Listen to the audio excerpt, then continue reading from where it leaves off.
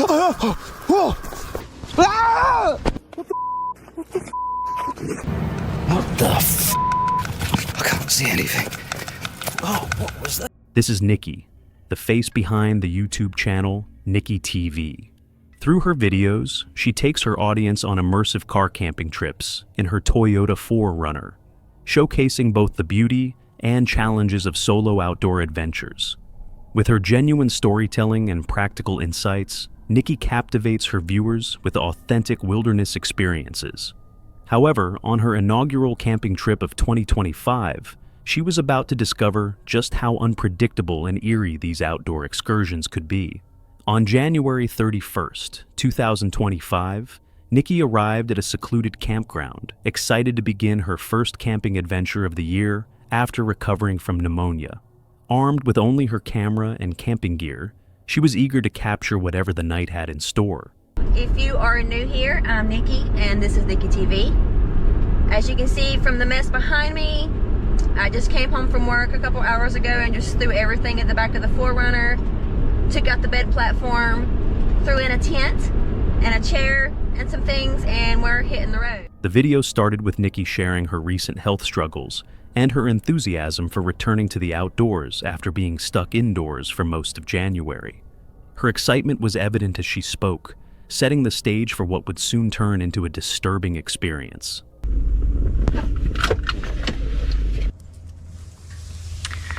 Well, we made it to camp, so let's get set up. Upon arriving at her campsite, Nikki immediately began setting up, unaware of the disruptions that were about to unfold. She organized her gear with the precision of an experienced camper. At the start of the video, she pointed out 2 picnic tables positioned side by side.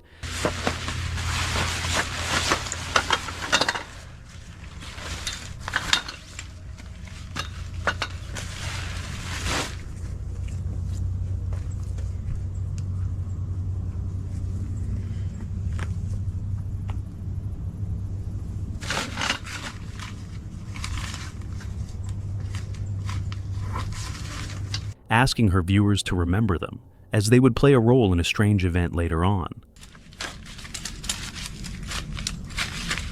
You know, it never ceases to amaze me whenever I go camping in the winter. I'm expecting to really not see many people, but when I get to my spot, I'm like in shock at how many people's winter camping.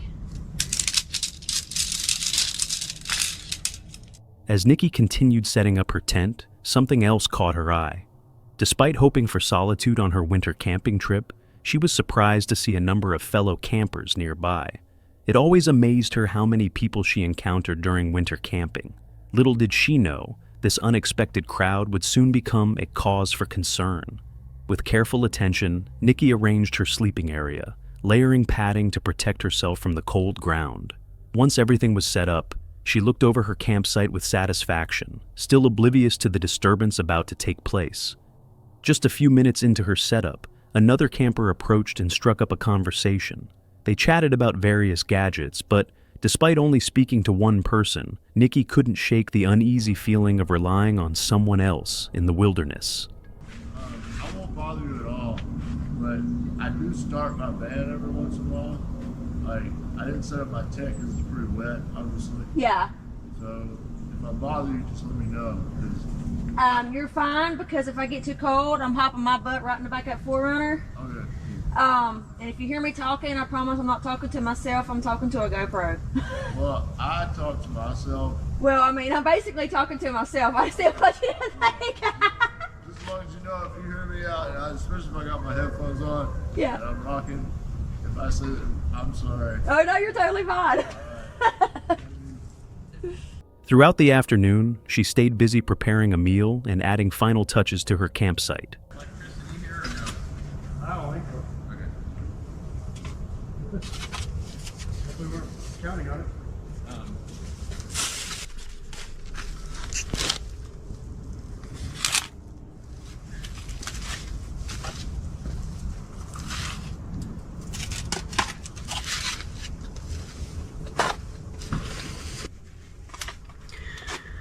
So, a group of people with a bunch of teenage boys just started setting up.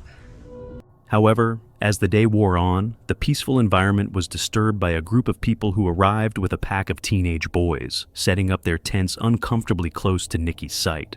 What followed sent a wave of anxiety through her. The group claimed they had reserved not only her campsite, but also the one next to it. I'll tell you what, people are just rude anymore. I had to take everything out of my tent and put it back into the 4Runner because these men showed up with 4 different vehicles. They came towards her, asserting that there had been a mix-up with the reservation system. But with the ranger station shut down, Nikki had no way to verify their claims. First they told me that they had booked this site and the site beside of me, and that there must have been some misunderstanding, but the problem is that the office is now closed. So I looked at him and I was like, well, you know, I've already been here for a couple hours. My name's on the post. Cook, because they put little tags on the post at each campsite, and they put the dates that you're going to be arriving and the date that you're going to be leaving. So my name is on the tag that's on the campsite post, and it says that I'll be coming in today and leaving tomorrow. So, you know, I looked at him and said, well, I booked this site. It was available. The website allowed me to book the site. If the site was taken, it would have shown me that it was unavailable and it wouldn't allowed me to get the site. Despite presenting evidence of her own reservation, the tension only grew. 4 cars, 3 men, and their loud sons and grandsons made their presence known. Nikki's voice revealed her growing discomfort as she spoke about the situation. What unsettled her most wasn't just their presence, but their decision to set up camp just 20 feet away from her tent. This intentional closeness raised red flags for Nikki, making her reconsider her plans for safety. She decided to leave her tent outside and stowed her belongings in the back of her 4Runner, opting to spend the night there instead. The night passed without incident as Nikki stayed safely inside her car. However, the morning brought its own set of challenges. We woke up to rain, which I knew there was going to be a chance of. So looks like we're going to be packing up in the rain, which is okay. I didn't bring my raincoat or my poncho, but it'll be okay.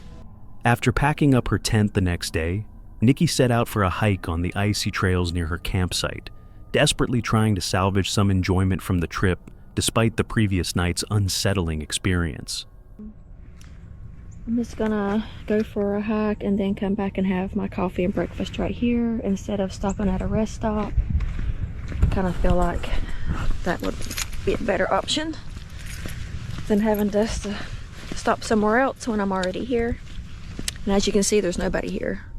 Maybe 1 or 2 cars.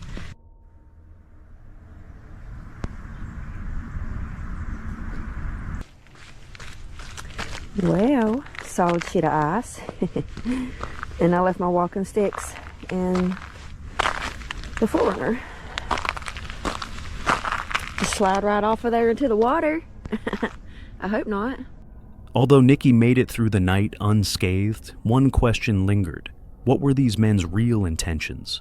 Was it simply a reservation mix-up, or was there something more sinister behind their insistence on camping so close to a solo female? The truth behind that encounter remains a mystery. While supernatural experiences can be terrifying, it is often other humans who pose the greatest danger in isolated areas. You can never truly know someone's true motives or what they are capable of. Fortunately, Nikki's quick thinking and decision to retreat to her vehicle kept her safe throughout the night.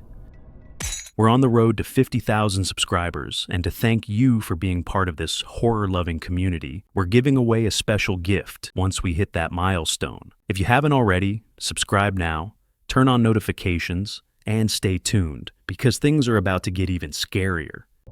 Meet Brian, a YouTuber from the channel Ads Ventures, known for his daring solo camping trips in some of the UK's eeriest places. But on this night, he found himself in one of his most chilling explorations yet, one he'd never forget. And neither will you. Being that it's Halloween or spooky season, tonight I thought I would head to some woodland which is apparently extremely haunted. I was hoping to get there before it got dark so that we could scope it out and just take a look at the area before we lose daylight, but it doesn't look like it's going to happen. So apparently this little road here is the closest that we can get to the woods. To the left there, I think that's like a cemetery. So I'm just going to park here for now. Unfortunately, this is the closest that we can get to the woods. We can't take the van any further, but I will be going in there on foot. It all started like any other night. Brian parked his van as close to the woods as possible, took a moment to relax, made his bed, and cooked a warm dinner before heading out into the darkness. His journey began by passing an old, weathered church and an overgrown cemetery, the perfect setting for the unsettling night ahead. As Brian ventured deeper into the forest, he had no idea he wasn't entirely alone. I have a problem. I cannot see a thing with this light shining in my eyes. So this is coming into the woods now, and on the left is the little church house, and behind that is the cemetery. I don't think if I was a ghost and I come out of the cemetery, why would you knock about just on the outskirts? Do you know what I mean? You sleep there all day, you're going to want to go into the... Did you catch that? Something moved in the beam of his flashlight, but Brian didn't notice and kept going deeper into the woods. I'm back in the woods, so I've taken a different path this time. And to be honest with you, I'm just sort of winging it. I don't know where... What the hell was that? What's that? Well, I've come up to that bit where the light was just shining. What? It's moved. I'm gonna have to go and check that out. Where the hell is it coming from? This might have been what was reflecting that light. It says, if you find this card, please pay it forward to do something kind today.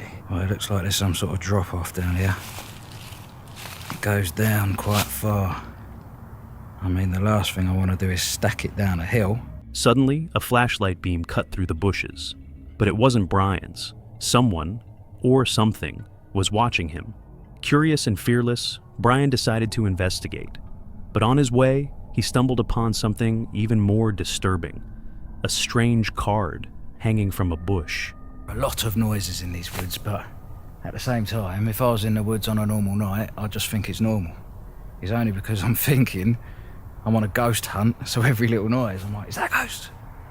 But in all honesty, it's fine. It's frogs and pigeons. But that wasn't the last eerie thing he'd find that night. The forest sounds began to grow louder around him. Brian brushed it off, assuming it was just an animal.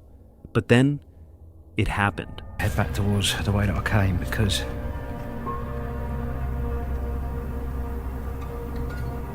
I swear I keep seeing someone. Hold on.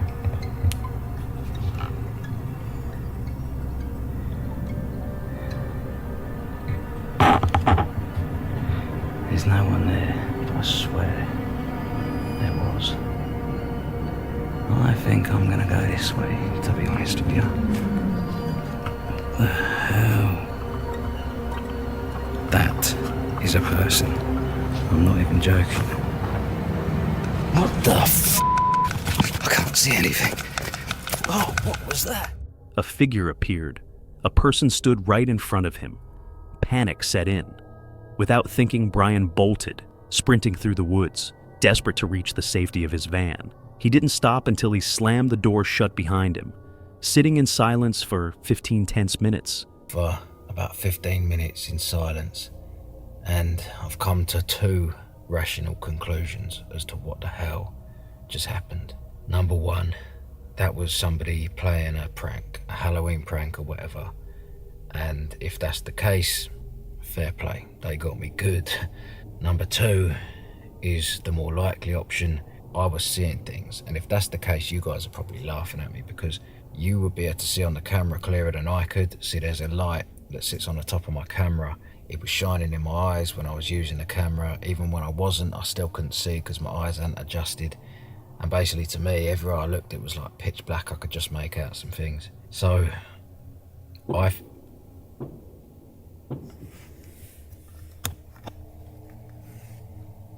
Then, as he began talking to the camera, gunshots rang out in the distance.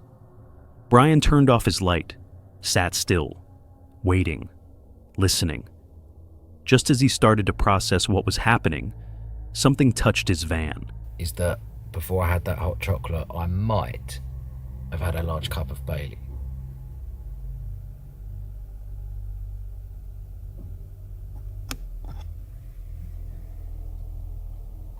Again, he shut off the lights and sat frozen in the dark. After a while, the sounds faded. But Brian had had enough. He started the engine and drove away, choosing safety over curiosity, leaving the haunted forest behind. But whoever or whatever was out there still lurked in the trees. When Brian uploaded the footage to YouTube, his viewers exploded with theories. Was it all an elaborate Halloween prank? A mannequin set up to scare trespassers? To this day, no one knows who or what was in those woods with Brian. It's a cold but sunny day in the wilderness of Idaho. Two men set out for what they thought would be a peaceful evening walk through the forest, soaking in the tranquility of nature. Everything seemed perfectly normal, just another quiet day in the woods. But nature has a way of reminding us that it's full of surprises, and sometimes those surprises can be unsettling. Their peaceful walk is suddenly interrupted by a chilling sound. I think it'll pick up that sound. Yeah.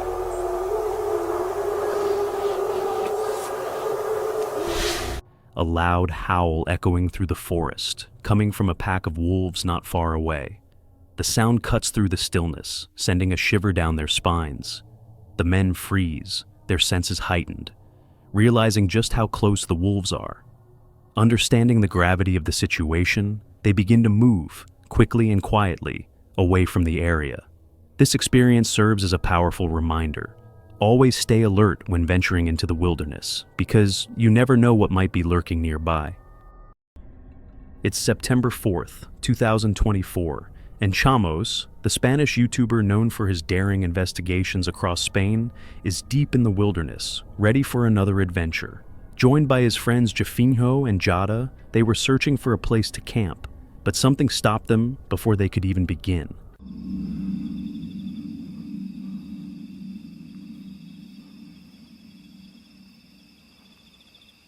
Pera aí, vamos ver se a gente escuta de novo. Oh, meu Deus do céu, velho, meu Deus. Meu Deus do céu. Suddenly, from the dark, they heard a woman's voice crying out for help. The air grew thick with tension. What was happening out there? With no cell phone service this far into the forest, they knew they couldn't just leave. They had to search for her before it was maybe too late. Peraí. Moça!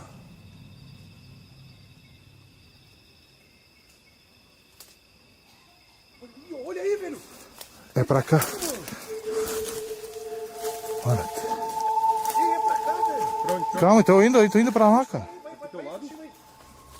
They searched, calling out into the darkness, but the woman didn't answer. Instead, they heard something else, a faint cough coming from deep within the forest.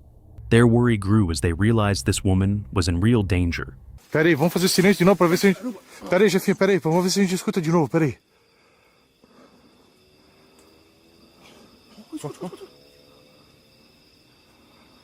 Parece que tá tão perto. É pra lá. Tá bem fechada a mata aqui, cara. Tem um tronco caído aqui. Uma árvore caída aqui. Não, tem que olhar pra baixo, onde eu tô andando. Não, mas... Cara, aí. Ó. Moça! Moça! Eu achei um negócio aqui, velho. O que tu achou? Eu achei um negócio aqui, velho. De tênis, mano. Um pé de tênis aqui, ó. Isso. Moça. A shoe, abandoned in the dirt, signaled they were close now, and the coughs were getting louder. What they found next was worse than anything they could have imagined. Olha aqui. Onde, cara? Moça do céu. Meu Deus do céu, velho. Meu Deus do céu. Moça. Meu Deus. Calma. Moça, meu Deus do céu, cara. Tá amarrada. Calma. There she was, tied to a tree, unable to move, barely able to speak.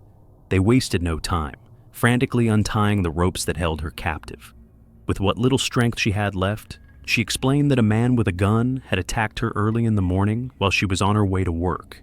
He hit her, stole her belongings, and brought her to the forest where he tied her to a tree, and left her for dead.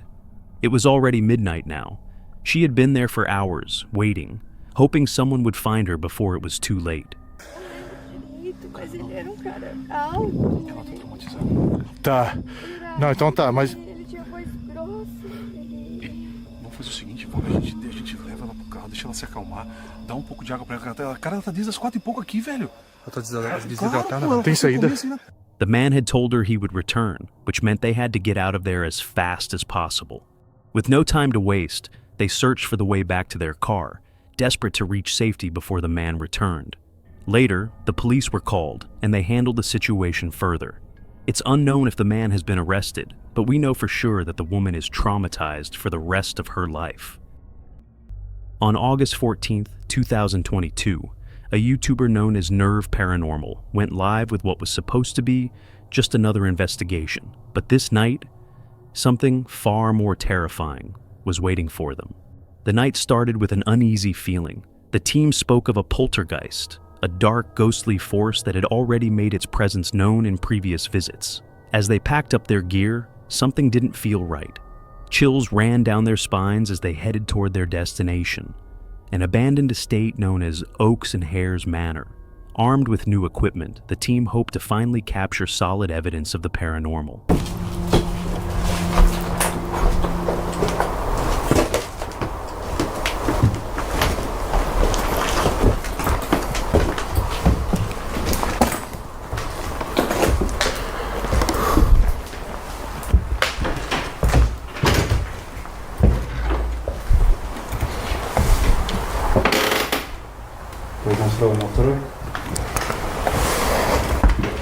Мы последний раз внизу связывались.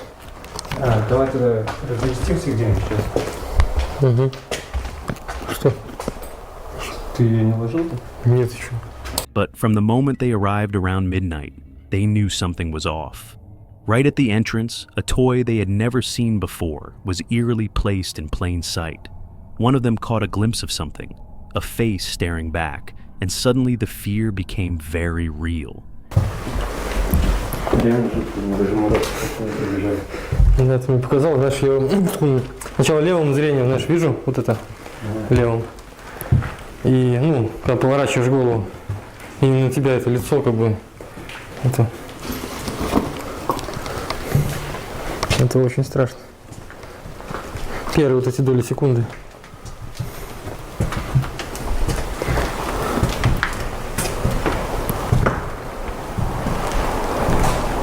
Вроде бы я не знал, что-то изменить.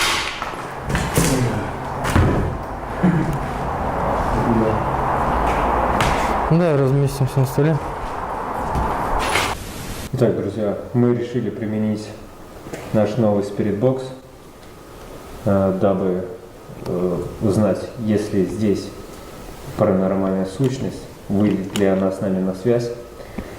They gathered around a table to begin their session, turning on the spirit box, trying to communicate with whatever was inside the manor. When they asked if a presence was with them, the chilling response was enough to shake them all.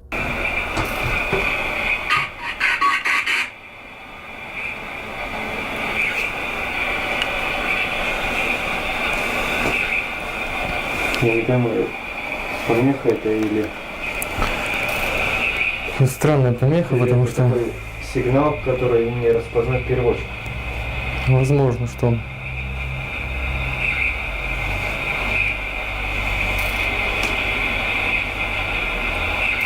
Твой, слышишь? Да. Как будто бы. Здесь? Нет. То ли с улицы.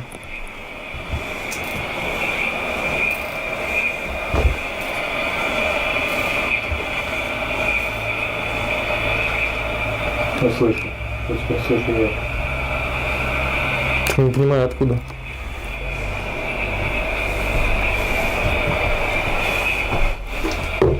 Может, не хватает энергии. Либо не выйти.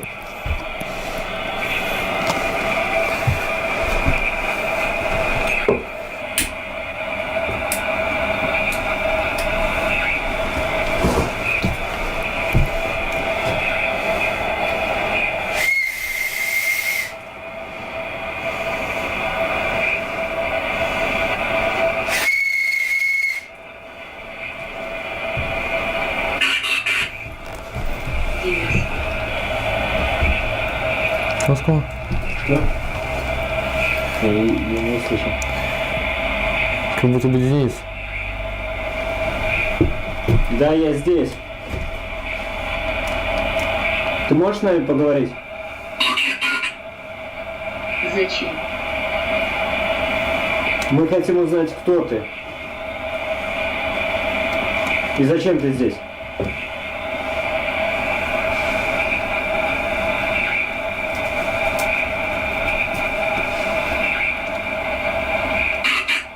Things quickly escalated.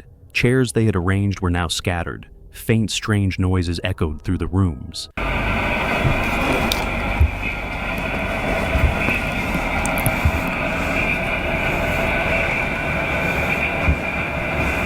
Ты здесь?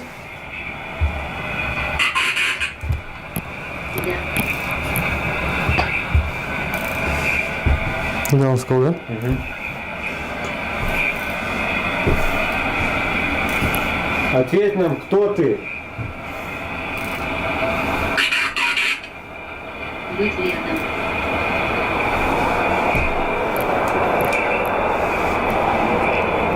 Ты сейчас с нами находишься рядом?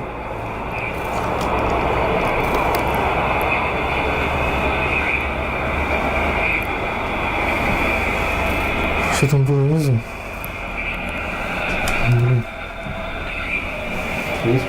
Да, свечку погасим.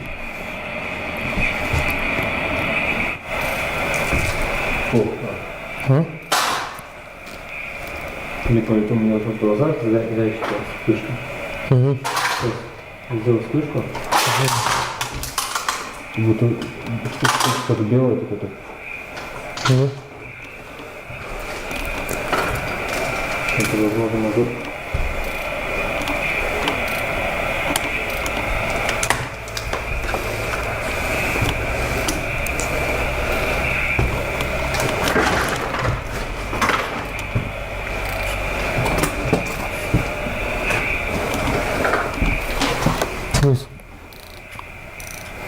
На стуле так не стояли? Нет. Они в разнобой были. И шум, наверное, такой.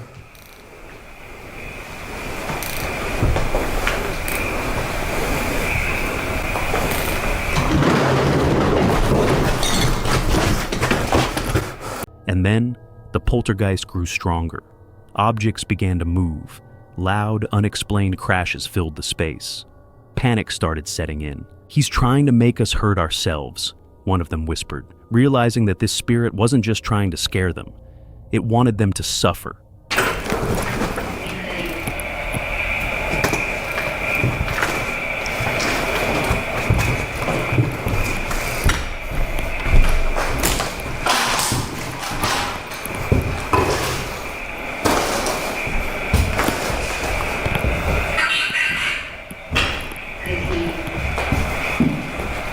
Кого казнили? Тебя?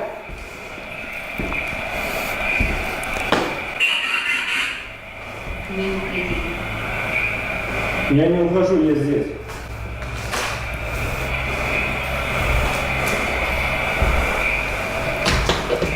В смысле, он говорит, не уходи, Денис, надо наоборот уходить. Сейчас она узнать, кто он. Скажи, кто ты? И где кого казнили? Может, его здесь убили просто? In the chaos, they climbed to the roof, confused and terrified, trying to find any way to escape. Doors slammed shut one by one. Every exit sealed itself off. The only way out was up.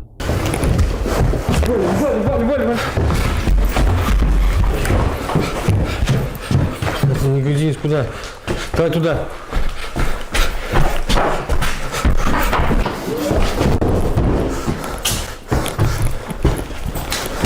Давай сюда. Бля, куда Денис? Тут.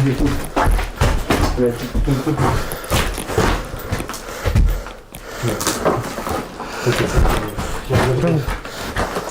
Тихо, главное не привлекать.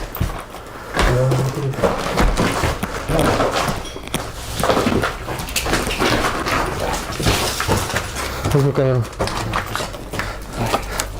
Еще.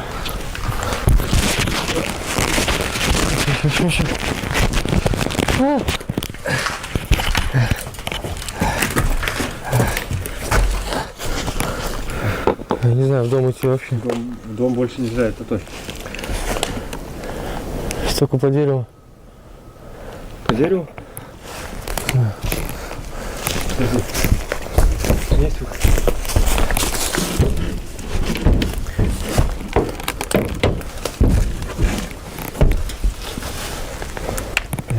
Такая же высота. Так.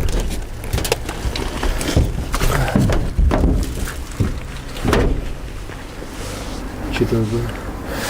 Он этого и хочет. По трубе, может? Что именно хочет? Не знаю, по трубе.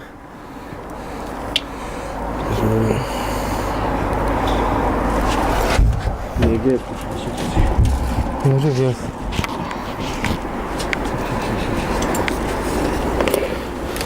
видишь, он еще питается нашими страхами. Somehow, through the overwhelming fear, they managed to get away.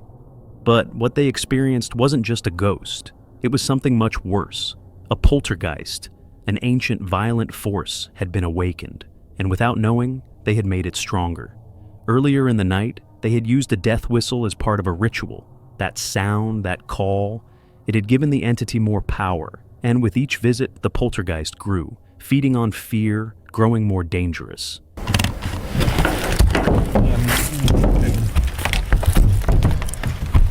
Ноги переломаю. Да, это... Там бетон. Что же делать? Ну давай, наверное. Будем пытаться по-другому.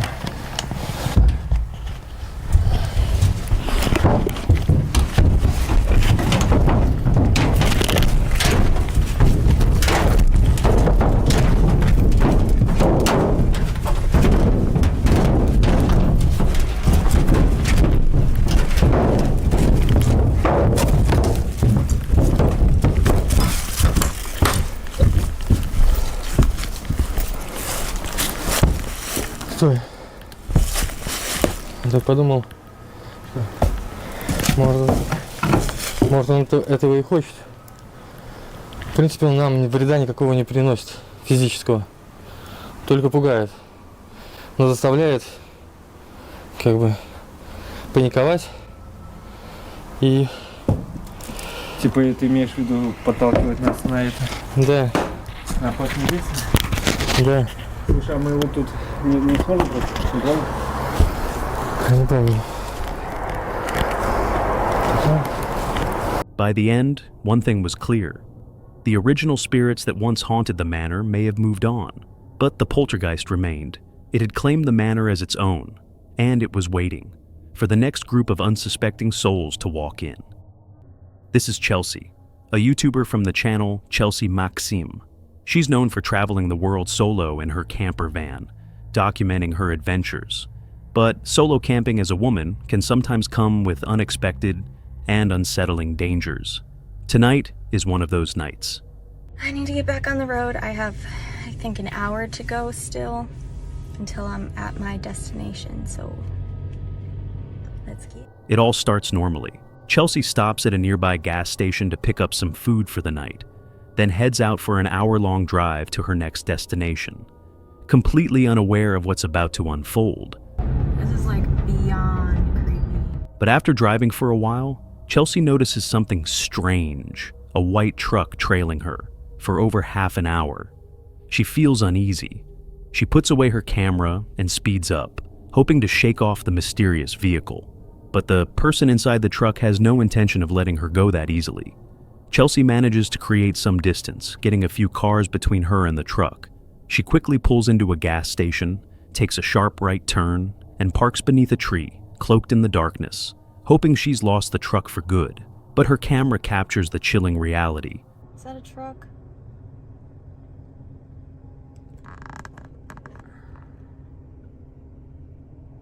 It is a freaking truck. Oh my God. I kept noticing this truck following me, and it followed me all the way on. Oh, jeez. Louise. I was scared. Still, it's like chilling. What is it doing? And why would it come down here, like, unless it's going to McDonald's? No, it's not. What the heck?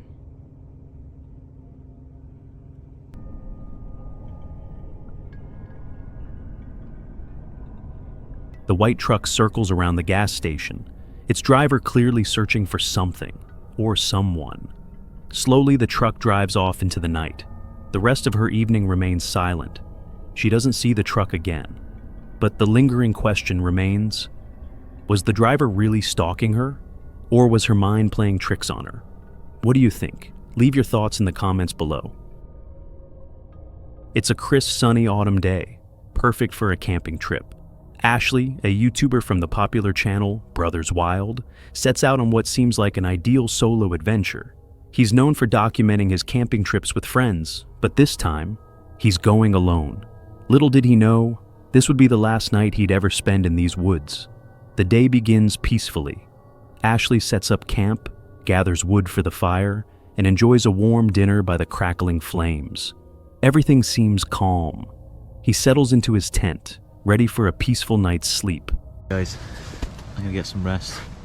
If anything happens, I'll let you know. Good night. But just as he prepares to drift off, he's about to get the scare of his life. I just heard like a loud bang.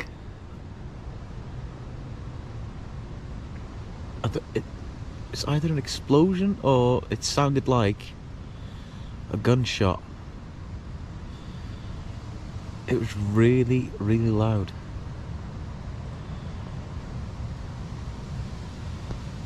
Wow.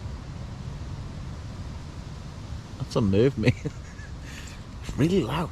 Really loud. So it looks like the storm's like holding up tonight. It's not too bad at all. So yeah, I'm quite cozy here. A bit of rain, but no, nothing worth writing home about. But yeah. So even though I'm solo camping, it's quite nice, like quite relaxed. Just had a phone call from my brother now. He's in Chicago, obviously, so it would have been nice. Ah! What the hell was that? What? Go away! A loud, unexplainable noise erupts right beside his tent. If you listen closely, you can hear it. Obviously, so it would have been nice. A deep, unsettling sound that echoes in the quiet darkness. Already on edge from what he thought was a gunshot earlier in the night, Ashley panics. He abandons his tent and everything in it, sprinting through the dark forest, desperately trying to find his way back to his car. That was by far the scariest thing that's ever fucking happened to me. Shit.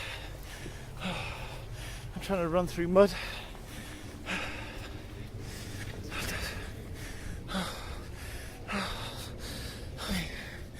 Oh, the panic is unreal. I don't even know where I am. Right, so try and find your bearings, Ash. Oh shit. Where are we? Where are we? That way? I don't know even. It's not that way. Shit, where am I? Fuck, I can't see a thing. Heart pounding, he races through the trees, his only goal, to get back to safety.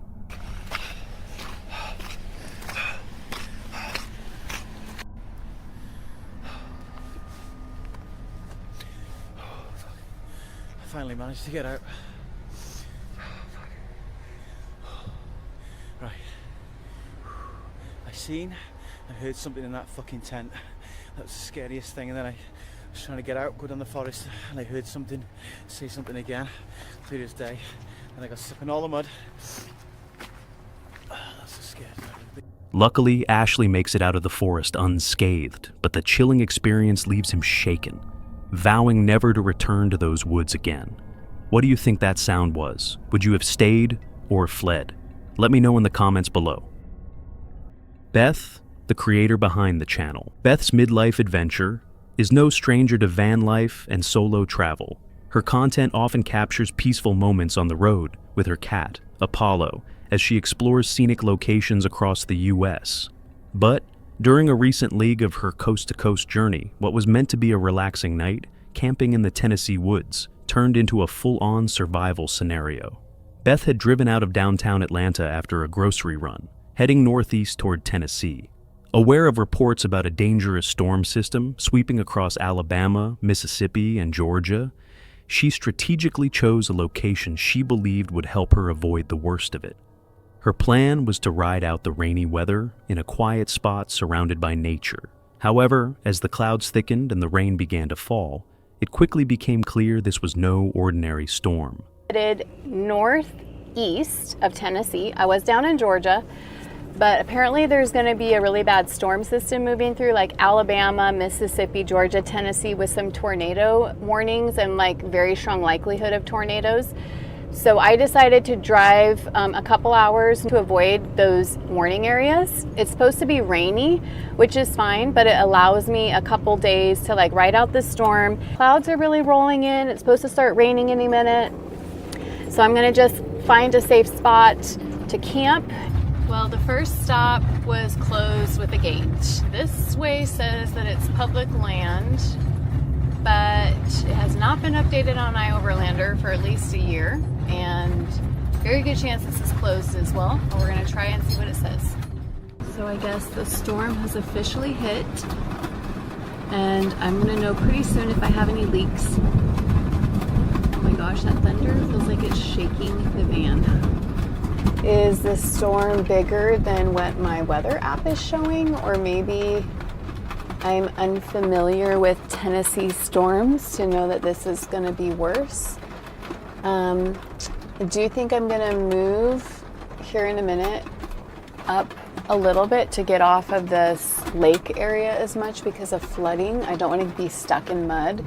After arriving at a lakeside campsite, she noticed water rapidly pooling around her site. The dirt and grass beneath her van turned to mud, and she worried about becoming stuck. Realizing the danger, Beth quickly decided to relocate to higher ground. It was a tense maneuver.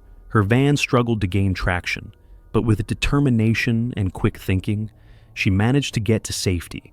Not long after, she witnessed another vehicle get completely stuck in the same area. Back where I was, then I just moved from over there, a car came in.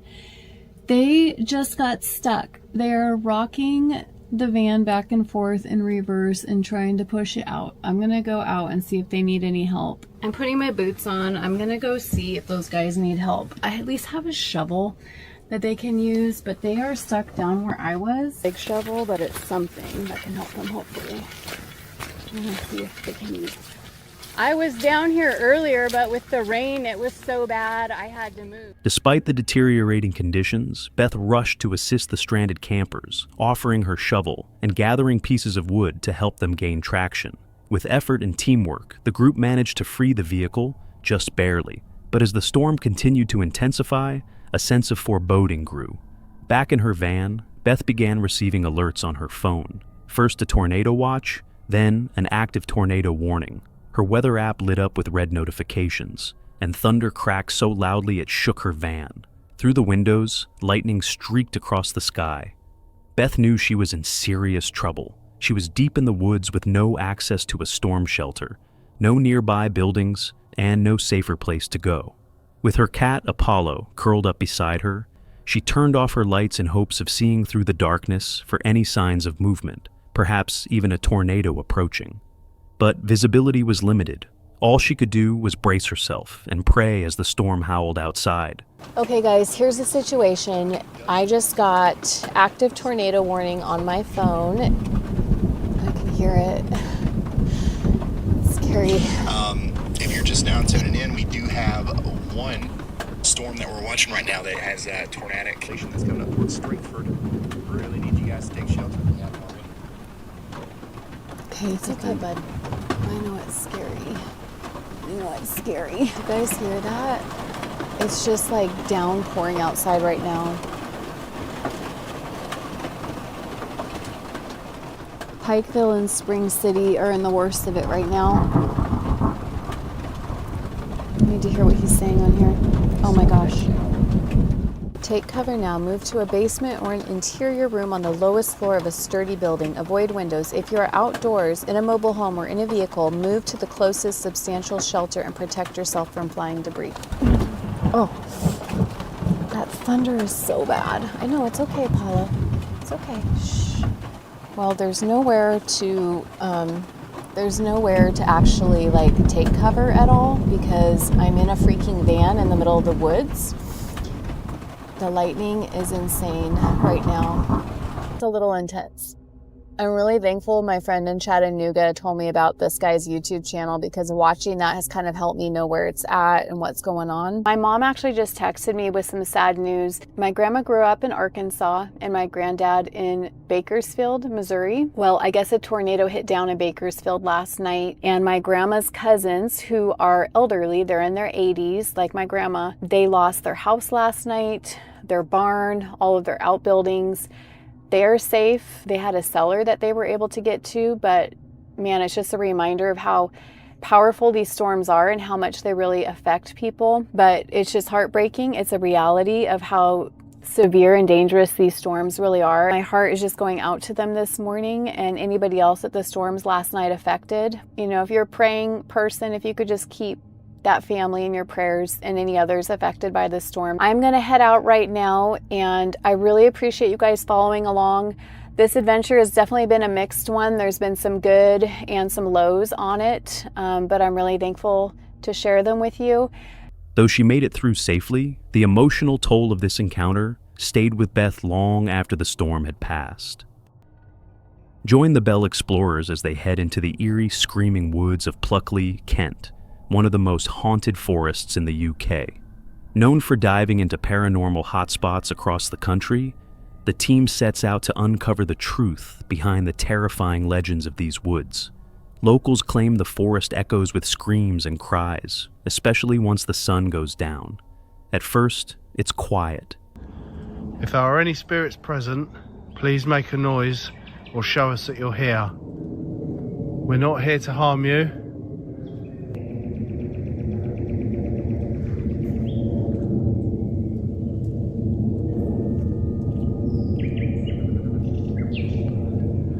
Please just rustle a branch or something.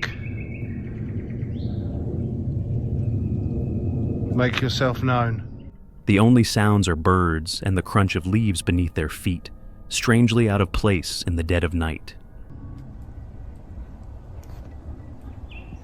What was that? You definitely heard it, didn't you? Yes, come from over there somewhere. Then suddenly, a sharp, unexplained noise cuts through the silence. The team immediately reacts, tension rising. They search for the source, unsure of what they're dealing with. Despite their skepticism, there's no denying the uneasy feelings settling in. Their reactions are real, the footage is raw, and the fear palpable.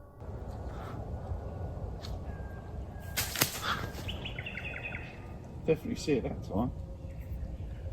Fuck that, shall we go? Yeah, I think I'm not too keen on that. Yeah, fuck that.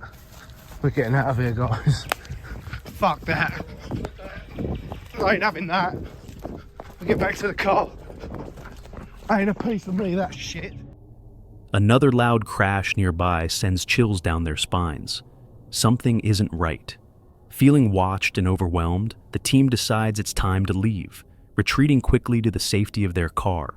What did they encounter? Spirits of the woods, or just tricks of the mind? No one knows for sure. But one thing is clear. The screaming woods don't give up their secrets easily. Be careful what you search for, because sometimes you just might find it.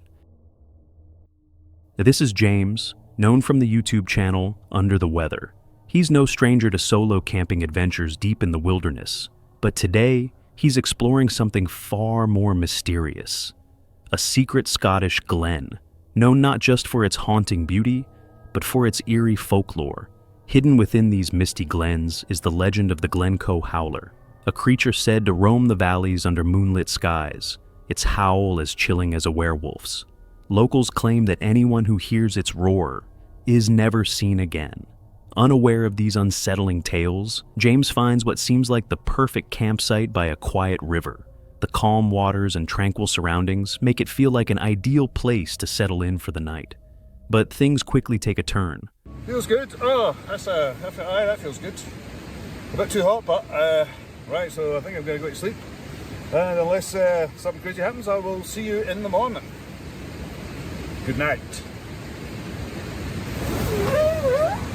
Hello? Hello?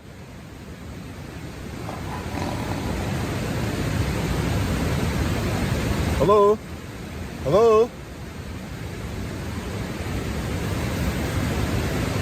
Hello? Now the thing is, I'm kind of on an island here, so there's river on that side, river on that side. It's very hard to get down here if it's a human, that is.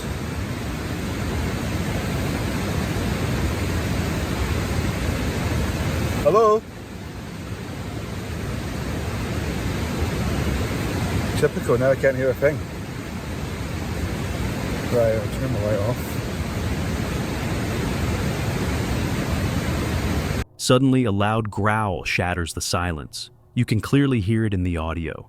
Definitely not the kind of sound you'd expect in the middle of nowhere. And that was only the beginning.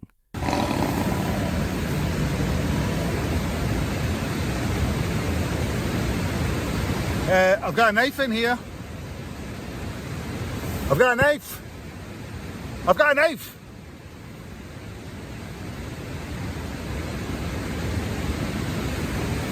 Right. The strange noises continue. James, heart pounding, grabs his flashlight and steps outside to investigate. Well, that definitely sounded like somebody there. But there's no one here. Every time I come out, it's empty. Unless I come out the fucking river. I don't even think.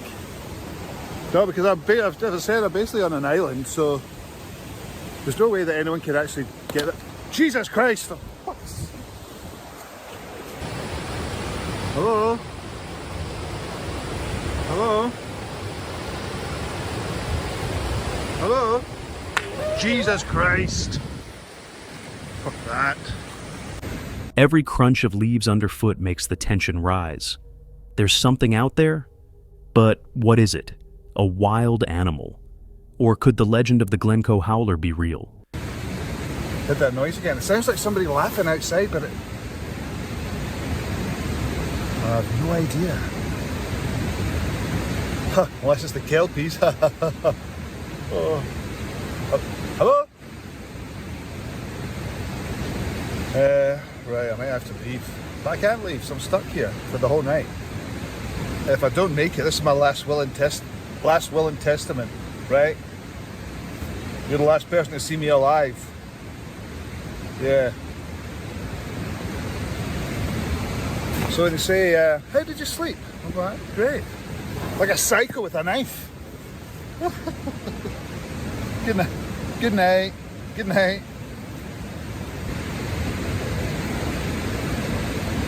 What the hell was that? Oh, it's just my pillow. Right. Come on, you big scary cat. That's it.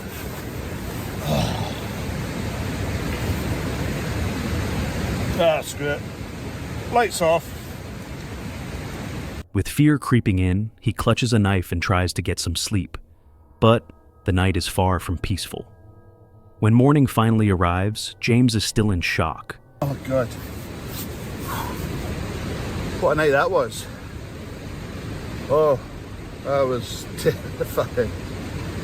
It sounded like hysterical laughing that woke me up. Yeah, I just heard people, somebody, noises around there. Like somebody was coming through the water, like your mind running wild. And obviously I went out, had a wee look. Didn't see anything, then I heard like footsteps. I just ran back in here. And then it did go silent after a while, which was alright, so I did get back to sleep. The sounds, that growl. He's never experienced anything like it. Though he makes it out safely, he's left with more questions than answers. Was it just an animal, or something else entirely? One thing's certain. These Scottish glens are filled with secrets, some best left undiscovered. Meet Oliver, a true travel and adventure enthusiast who shares his experiences on his YouTube channel, Venture Unbound. His videos range from exploring Christmas markets to camping in picturesque locations, all to give his viewers a glimpse into his journeys and highlight what each destination has to offer. In this video, Oliver embarks on a solo wild camping trip, spending the night deep in a secluded forest somewhere in the UK. His plan is to embrace the outdoors, take in the tranquility of nature, and fully experience solo camping. It's February 22nd, 2025. Full of excitement and eager for the experience ahead, Oliver arrives at his chosen campsite. The sun filters through the trees, casting a golden glow over the quiet forest, adding to his already good mood. But as he begins searching for the perfect spot to set up camp, he has no idea that this trip will take an unsettling turn, one that will make this adventure unlike any other he has ever filmed. We're just trying to find a comfortable spot now. There's so many trees around, but it's just trying to find the right spot, which is going to be completely flat and well sheltered. It's a bit alarming when you see fallen branches like this fallen from the trees. Could easily fall on you in the night. So I think I found a really good spot here. This area here is quite good. We've got a couple of trees around here, and this space right here is really good. It's quite flat as well. I might need to move some twigs out of the way for underneath the tent, but the path is just over there, so people are quite far away, which is really good, so it should be quite quiet. Satisfied with his spot, Oliver begins setting up his base for the night. It's his first solo wild camping adventure, and though the thought of being alone in the dark forest stirs some tension, he focuses on the task at hand. The uncertainty of what to expect doesn't overshadow the excitement he feels. Instead, the thrill of adventure keeps his spirits high, and as he prepares his camp, the anxiety fades, replaced by a sense of anticipation for the peaceful night ahead.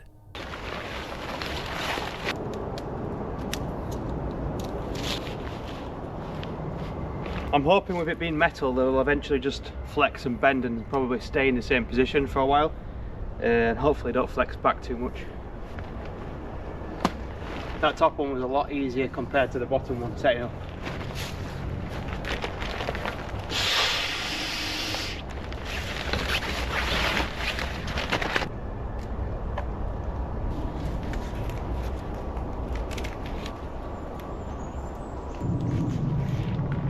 So this is a tent fully set up. We've got the tarp over the top, so I'm hoping it does keep the rain off in the night, but the tent will do it anyway if it wasn't there in the first place.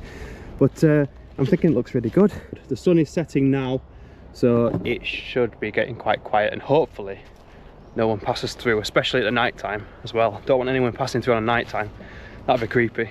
Happy with how his camp turned out, hunger begins to set in, and Oliver decides it's time to make some dinner before it gets too dark. Yet, despite his best efforts to enjoy the moment, he can't fully shake the uncomfortable, vulnerable feeling of being completely alone in the woods, especially once night falls. He tells himself it's just his mind playing tricks, but the unease lingers. Still, he pushes forward, determined to focus on the positive and not let his anxiety take over. Little did he know, his fears weren't as unwarranted as he hoped. It's quite a challenge, and it's quite a weird thing to do, especially being on your own. It's so strange in the wild. And then there's people as well walking around, because it's like a country park. So yeah, it's a very strange atmosphere at times, especially when you go when you go to the toilet in the night and you've got your lantern and you're just walking around and all you can see is the silhouettes of the trees. Now that is just creepy. So it's getting a little bit dark now. I've got my cooking equipment here. I've got my pan as well, and some eggs and some bacon. I've got my olive oil and a lighter as well to start this off. Did you hear that? That was an owl. Hopefully we're going to hear some owls tonight. That was cool.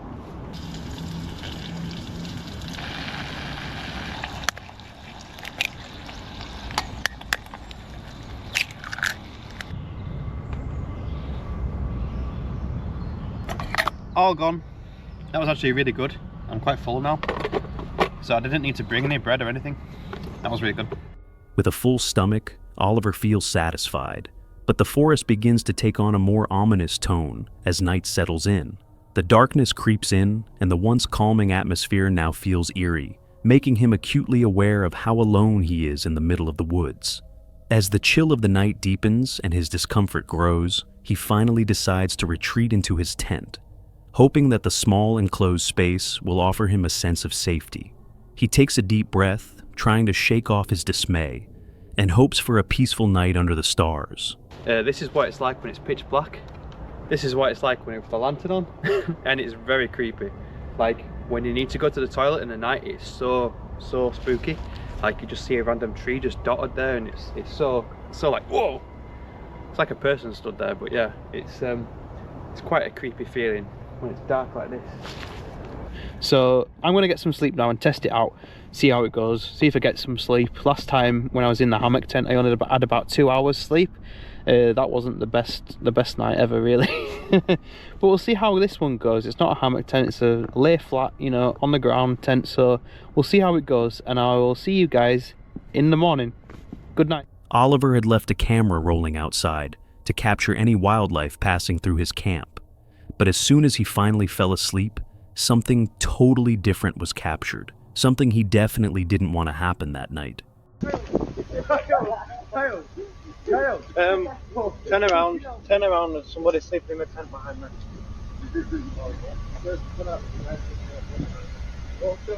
There. No, the tent right there, bro.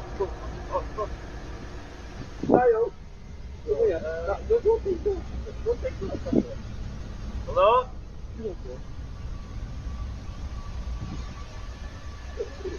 God.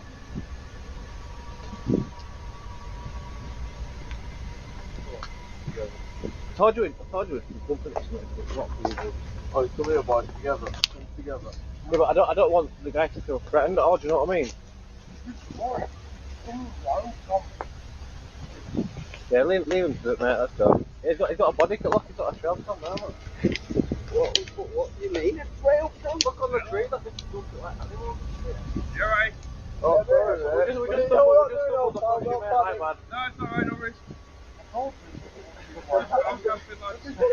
You doing okay though? Tell you what, if you go down that lane, there's like a bit of a ditch. Is there? Yeah. Like a bit of a crater. Just keep going, there's like a building or something. Oh, thank you. Have a look at it. Oh, thank you. Like a circular brick sort of thing. Alright.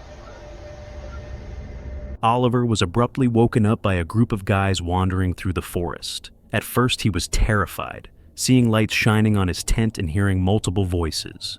It took a few seconds, but as he slowly became more awake and listened closely, he could make out their words and realize that, fortunately, these people didn't seem to have bad intentions. After taking a deep breath, Oliver gathered the courage to peek his head out of the tent to let them know he was inside and awake. Although the exact thing he had feared happened, these guys didn't pose any harm, and luckily, there was no real threat. But, for a moment, this encounter gave Oliver the shock of his life, making him more aware than ever of how vulnerable one can be when camping alone in the woods. Who knows what might have happened if it had been someone with bad intentions walking past his tent. Luckily, Oliver didn't have to find out that night, and hopefully, he never will. Meet Wayne, the well-known creator behind the YouTube channel Wayne the Bearded Explorer. Through his channel, he takes viewers on thrilling adventures, uncovering forgotten and remote locations around the world, including hidden camping spots and abandoned sites. With his unique storytelling and immersive approach, Wayne captivates his audience, bringing the eerie beauty of these desolate places to life. But one day, He and his friend would come to understand just how unpredictable and unsettling these explorations could truly become. On December 19th, 2024, Wayne arrived at a remote location in the UK, ready for an adventure with his friend Demo. Armed with nothing but his camera, he was eager to document the journey that lay ahead. Guys, welcome back to the channel. So tonight we are randonauticing. We've already generated the point, we've already arrived at a point, we are right next to a road, so bear with the noise. He started the video by venturing into the woods, excited for a nighttime adventure. However, neither he nor Demo had any idea of the unsettling events that would unfold as the night progressed. So they've got holes in them, so that's great. Oh nice, that's handy. So they're not doing jack. Right. So, yes, left. Ganders, yeah, down that way, isn't it? Hang on. Fuck. What's that? There's something painted on the tree. I didn't even see that. There's a fucking arrow on the tree. Coming round. What's that? Turn your big light off. It's fucking glow in the dark paint. It was at that moment that the first arrow flew past them. From that point on, the night only grew darker, the events becoming eerier and more unsettling with each passing moment. Okay, that's weird. Considering where our point was this way. Yeah. For an arrow to be... I don't know if to go this way. That's a bit fucking strange. What's... Is that something? There's something there, hang on. What's that say? Yeah, turn you. Oh, fuck's sake. That says ha. Ha. Ha ha. Fuck's sake. I don't want the lights off anymore. No. But there's... What's... Shit, I can't turn my light on. Why is the light not working? There we are. Okay. Can't turn my big one on. There's a little path this way. What's that there? Is that anything? I don't think so. Oh, careful. Shit. Fuck's sake, let's turn. Oh yeah, look. That says...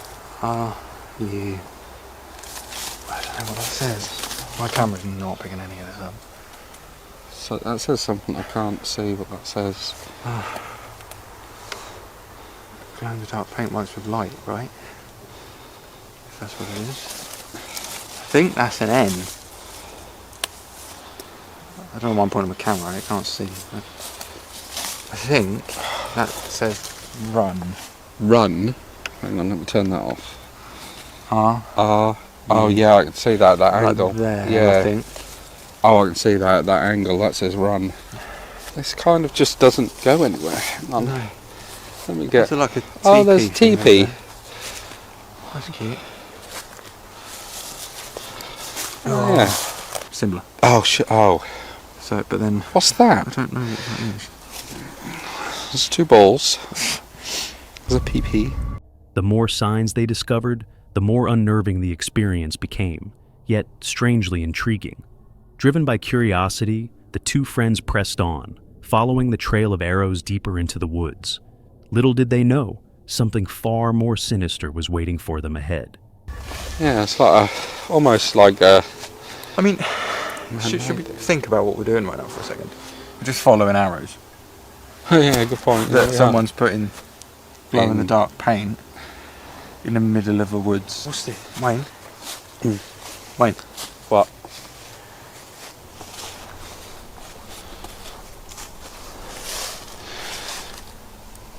Hang on, let me turn. I think that's the lid for the... Is that the lid for the paint?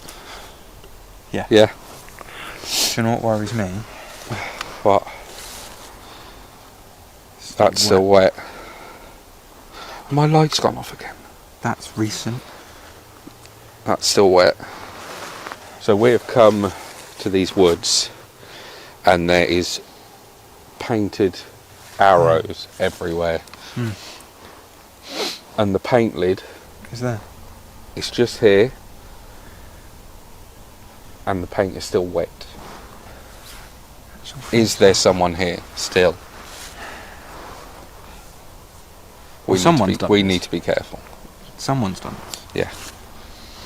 Okay, right. So, oh God, I'm blind. At that moment, Wayne and Demo came to a chilling realization. They were being watched. Deep down, they knew someone had been marking the arrows and signs, the fresh paint confirming it had been done recently. Despite the uneasy feeling creeping over them, they chose to shake it off and continue following the trail, unaware of what awaited them deeper in the woods. Another arrow. Yeah, so that points down. So we go down. Right, hang on. Think about this. That's Blair Witch, that is. Oh shit. Don't know what That's Blair been Witch placed, yeah. Is. Don't know what Blair Witch is. Look it up. If people are watching these videos, they know what Blair Witch is. But that's... Yeah, that's all like been... that's been placed in there, isn't it? Okay. So we need to be... Down the bottom? This, yeah. It kind of points down here. It just stopped, though. There's a car that just looked like that stopped. Really? Could be that, because the road is right there. So maybe they're thinking, who's daft enough to be walking through the woods? Should we wait a sec? Yeah, that is right there. Oh. This kind of just goes on. Oh shit me, that Careful, log you're came right. with me. Yeah, I stepped on half of the log and it rested it come with me. They soon found fresh paint on a nearby tree, but what caught their attention even more was a strange object lying beside it, something they couldn't quite identify at the time. However, before they had a chance to make sense of it, something completely unexpected happened. What the fuck is that? This Should we pick it up? Yeah, go grab it. Hang on, let me just... Oh, it's so bloody cold. Yeah, it's awful. It's all in that leaf. That's... Oh. Why? Look, no, let's turn that off now. Does that... Yeah, Yeah, that's like all bugs. over that, look. Oh, what? My camera's turned off. Look, my light's not turning back on My again. camera's died. Your camera's died? What the fuck is going on? Off. On. It's got a full battery in it. It just turned itself off. That's weird. There's a fucking torch up there. There's a fucking... Grab it. Go. Fuck. This way. Oh, my camera's died again. This way. What way? Shit. Oh, I ran the wrong way.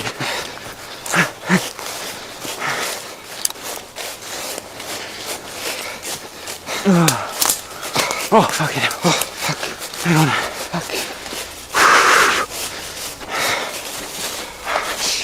Fuck. Where are we going? There was someone. Fuck off! My camera's not recording. Oh, shit.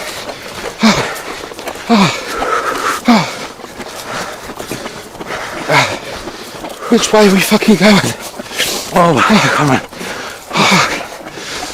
Someone was in the woods following them. First, they spotted a flickering torchlight. Then came the unmistakable sound of a voice. In that chilling moment, it became clear they were not alone. Panic set in, and Wayne and Demo bolted, running aimlessly through the darkness, knowing someone was right behind them. But the night was far from over, and what awaited them next was beyond anything they could have imagined. You hear that? What? He's fucking laughing. Fuck off. Shit. It's like... Fucking... You over? Yeah. Oh, God. Oh, what way? This way. I think so. This way. Oh, God.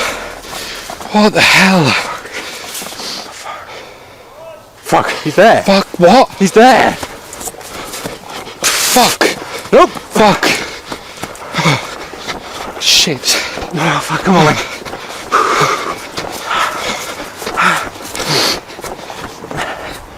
The man's behavior grew more disturbing. He darted ahead of them, his eerie laughter echoing through the woods as if he were toying with them, trying to instill fear. Wayne and his friend rushed to their car, slamming the doors shut as they tried to catch their breath, their chests heaving from the adrenaline and fear. So guys, we got way out of there and pretty much drove halfway home now. Yeah, pretty much. We've had a little chin wag of what the hell's gone on, Yeah. but Damo did pick up what was on the floor, Yeah, near the tree. and it's a ring box. The night came to a close when Wayne revealed to the camera that his friend had picked up the mysterious object near the tree. To their surprise, it was a ring box, raising even more questions about who had left it there and why. Okay, 3, 2, 1. Fuck.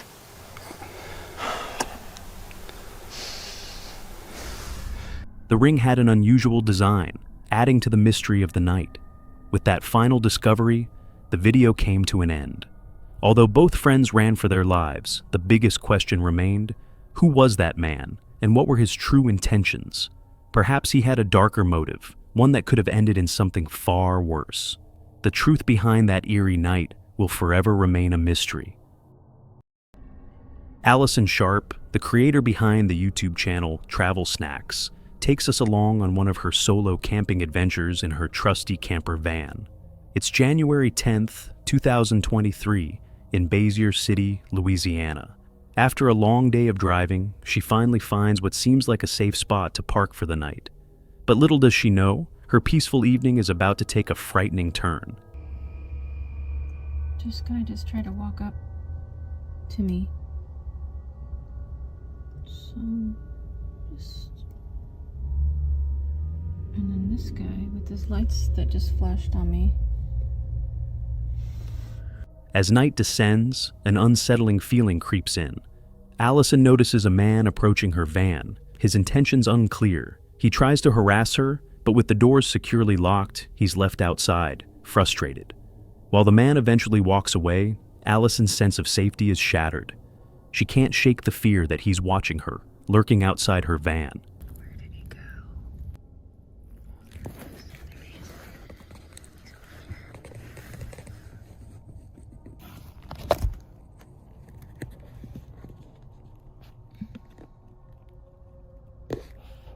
Hours pass, but Allison's fear only grows.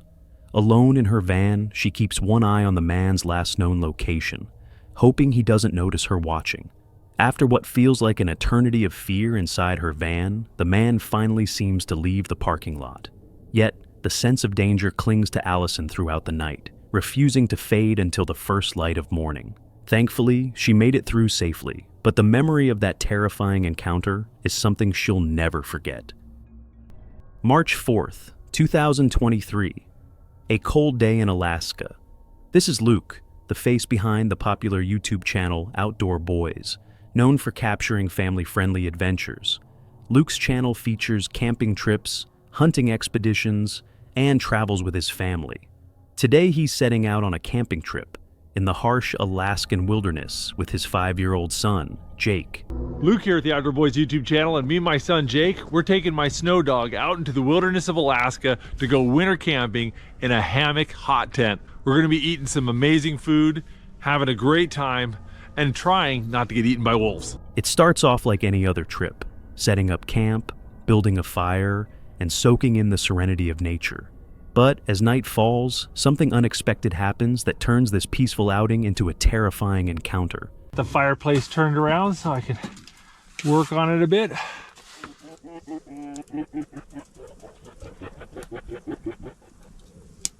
You hear that?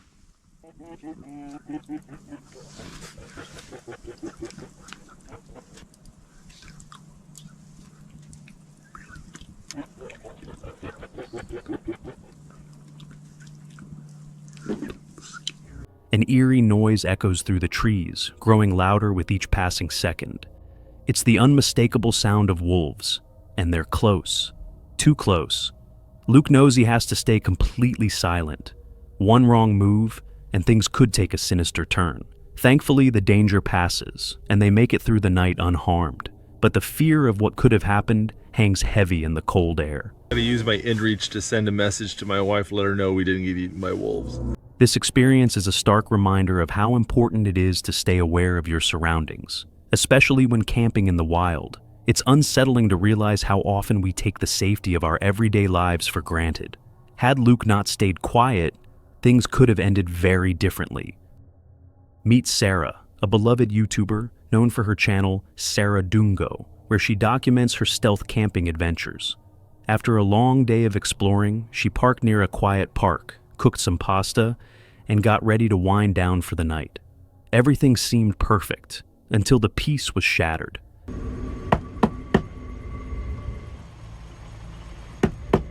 Out of nowhere, 2 loud knocks echoed through her van. Startled, she froze.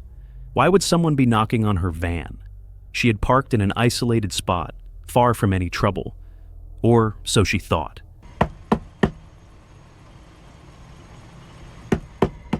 Then, the knock came again. Louder this time. Panic set in. Trying to stay calm, Sarah mustered her courage and peeked outside. That's when she saw him, a man peering through the front window.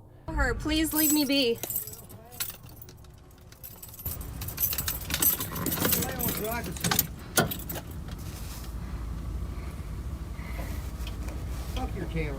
He asked her about a girl he claimed he was looking for and insisted on checking inside her van.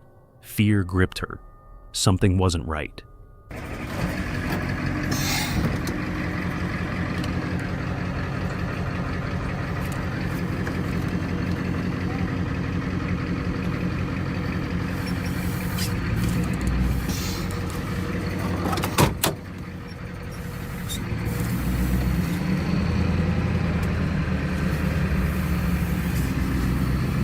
Without thinking twice, Sarah jumped into the driver's seat and sped away, her heart pounding. Imagine being alone in your van, trying to sleep, and a stranger shows up, demanding to get in. It's every solo traveler's worst nightmare. Thankfully, Sarah managed to escape before anything worse could happen. Shaken, but safe. Carl, a YouTuber known for his channel Welcome to the Woods UK, is out on another one of his solo camping adventures. His mission today is simple. Check the trail cameras he left, hanging after a recent storm, and capture the untamed beauty of the forest. But as he approaches one of his trail cameras, he finds something disturbing. I have found some really bizarre tracks today. This boot print doesn't match my boot print. It does look fairly old, but it is very strange and it's quite big. So it's definitely a man or someone that wears a very, very big shoe. I'll just spin you around to show you it.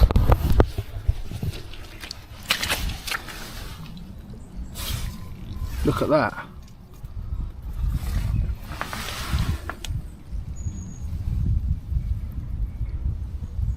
That's massive. My BK2 next to it. It's just slightly larger than my BK2. Oh, I want to trip myself out, but that looks like a toe as well. There, imprinted in the mud, is a large boot print. A boot print that doesn't belong to him.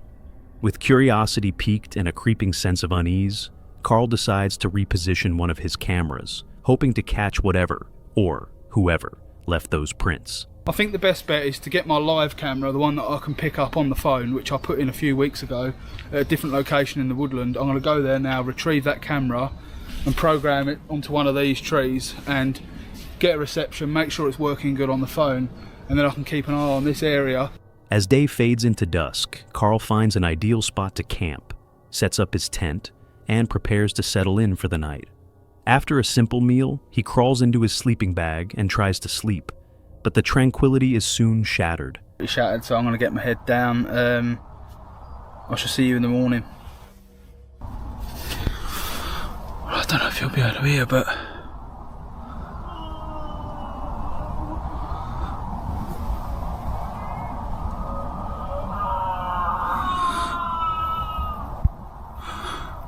there's definitely someone out there. Fuck's sakes. 2 seconds.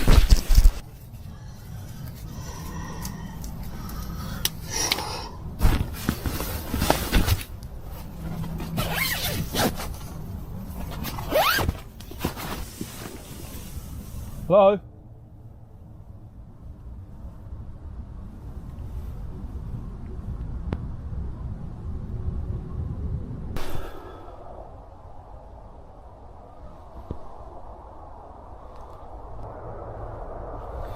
I'll be honest with you, I feel like going.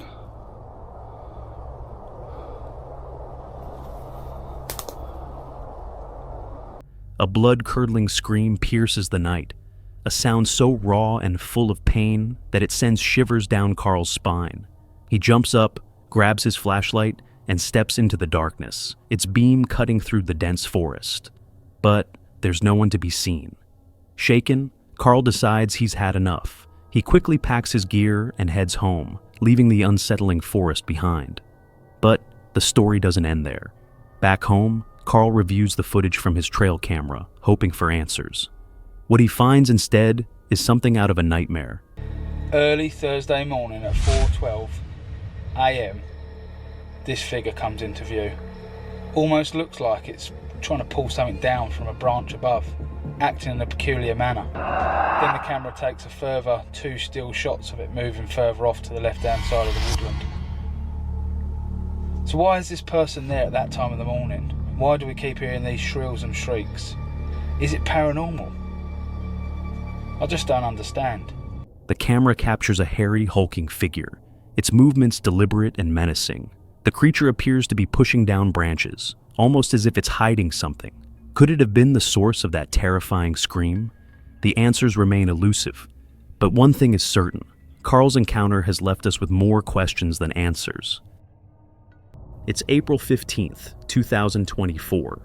Jason, from the popular YouTube channel The Crockers, is camping alone deep in the woods of Bristow, Oklahoma. What begins as a peaceful escape into the wilderness quickly spirals into one of the most harrowing nights of his life. As night falls, the atmosphere shifts. Dark clouds roll in, thunder cracks in the distance, and rain starts pouring relentlessly.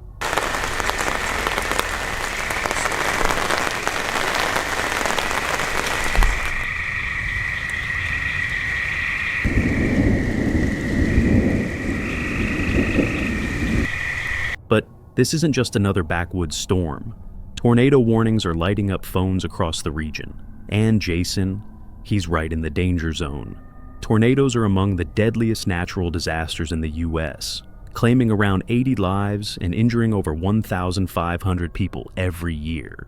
And in the heart of tornado season, Jason finds himself caught in the middle of nature's fury. A new tornado warning has been issued. This is a powerful storm, likely producing a huge tornado right now near Holdenville.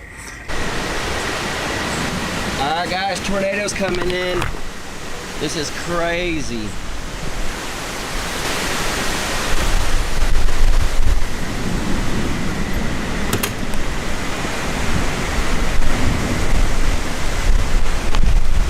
Holy cow.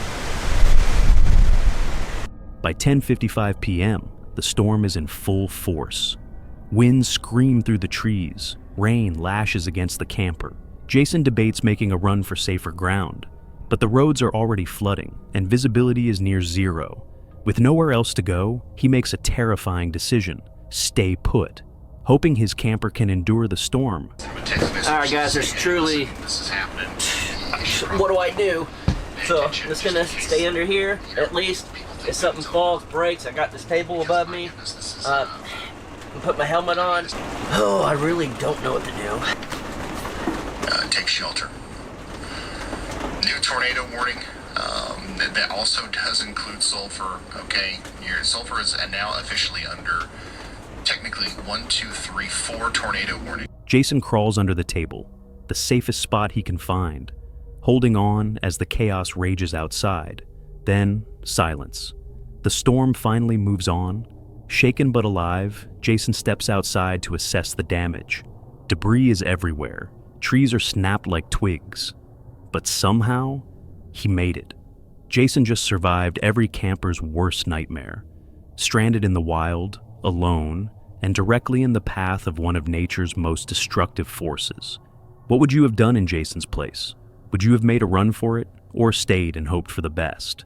Jason's chilling experience is a powerful reminder of how quickly the wild can turn. Nature is stunning, but it's also unpredictable, unforgiving, and sometimes deadly. Discovery is a channel renowned for its thrilling explorations and spine-chilling wildlife encounters. For this group of adventurers, tonight was supposed to be no different. It was April 19th, 2021. A warm and peaceful evening deep in Africa's untamed wilderness. A night that promised tranquility. For these explorers, it was just another night. They had no idea their calm was about to be shattered.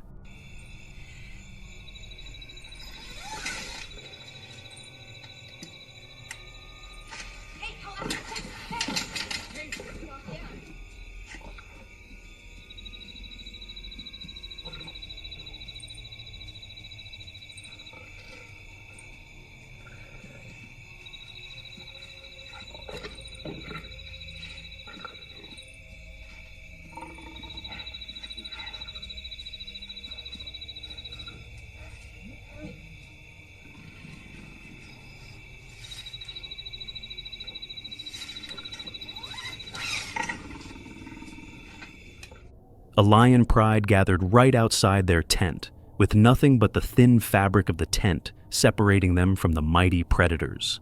And then it happened.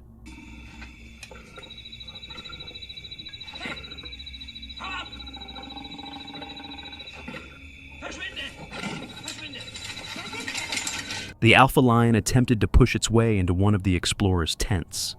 Luckily for them, a part of the tent collapsed onto the lion, startling it and sending the predator fleeing. The explorers sat in complete silence inside their tent for what felt like an eternity, 30 long minutes, until the lion pride finally moved on. They had narrowly escaped what could have been a far more sinister outcome. Imagine being there, deep in the wilderness, knowing you're surrounded by some of the most dangerous predators on Earth. What would go through your mind? Would you remain silent? Or would panic set in? In the wild, survival is never guaranteed. It's a world of balance, one moment calm, the next filled with danger. This night was a stark reminder that out there, anything can happen. Meet Oliver, the face behind the popular YouTube channel Oliver Moy. Known for their light-hearted challenges and fun-filled content, Oliver and his close-knit crew, NBS, always bring the laughs. But tonight, things take a darker turn. While on vacation, the group decides to try something new, camping. None of them had done it before, and it seemed like the perfect chance to create memories and share some laughs. But deep in the forest, something was waiting. As night falls, they drive far into the woods, park the car, and hike even deeper to find the ideal camping spot. Remind you guys that to the car, it takes about 30 minutes to jog, about like 45 minutes if you're going for like a walk. The car is not anywhere close nearby, but let's make our way back. There's a couple things that I noticed over here that we left behind.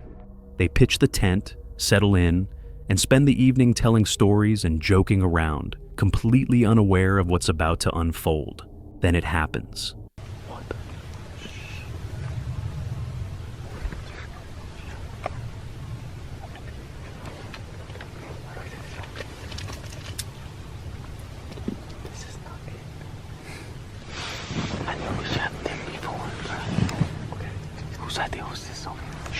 Let me try to see if I can hear it.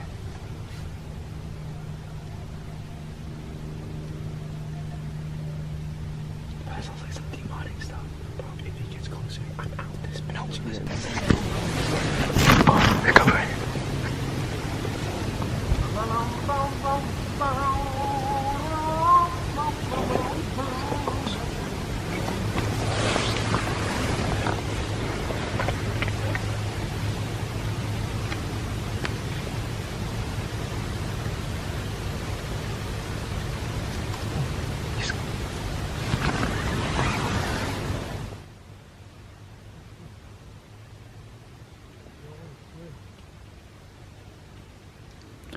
Hey, yo, what's up?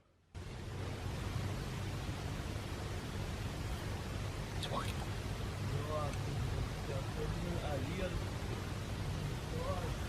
He's like drunk.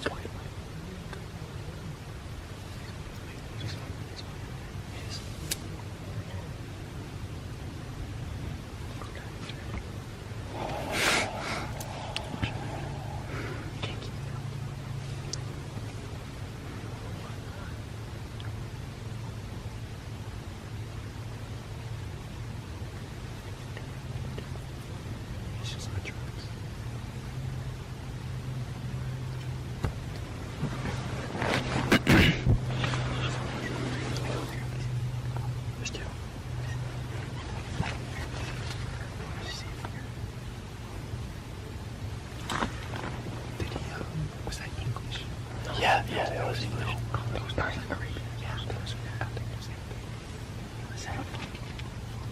Yeah, it was English. Listen, okay, not to scare you. Can we just get out of the tent? Yeah, why the fuck are we in the tent? No, yeah, we're good to go now.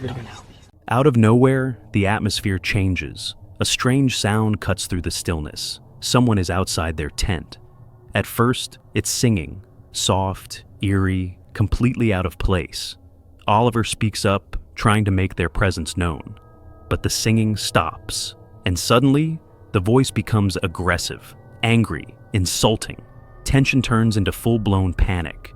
Whoever is out there isn't leaving. The group scrambles to pack up, moving fast through the darkness.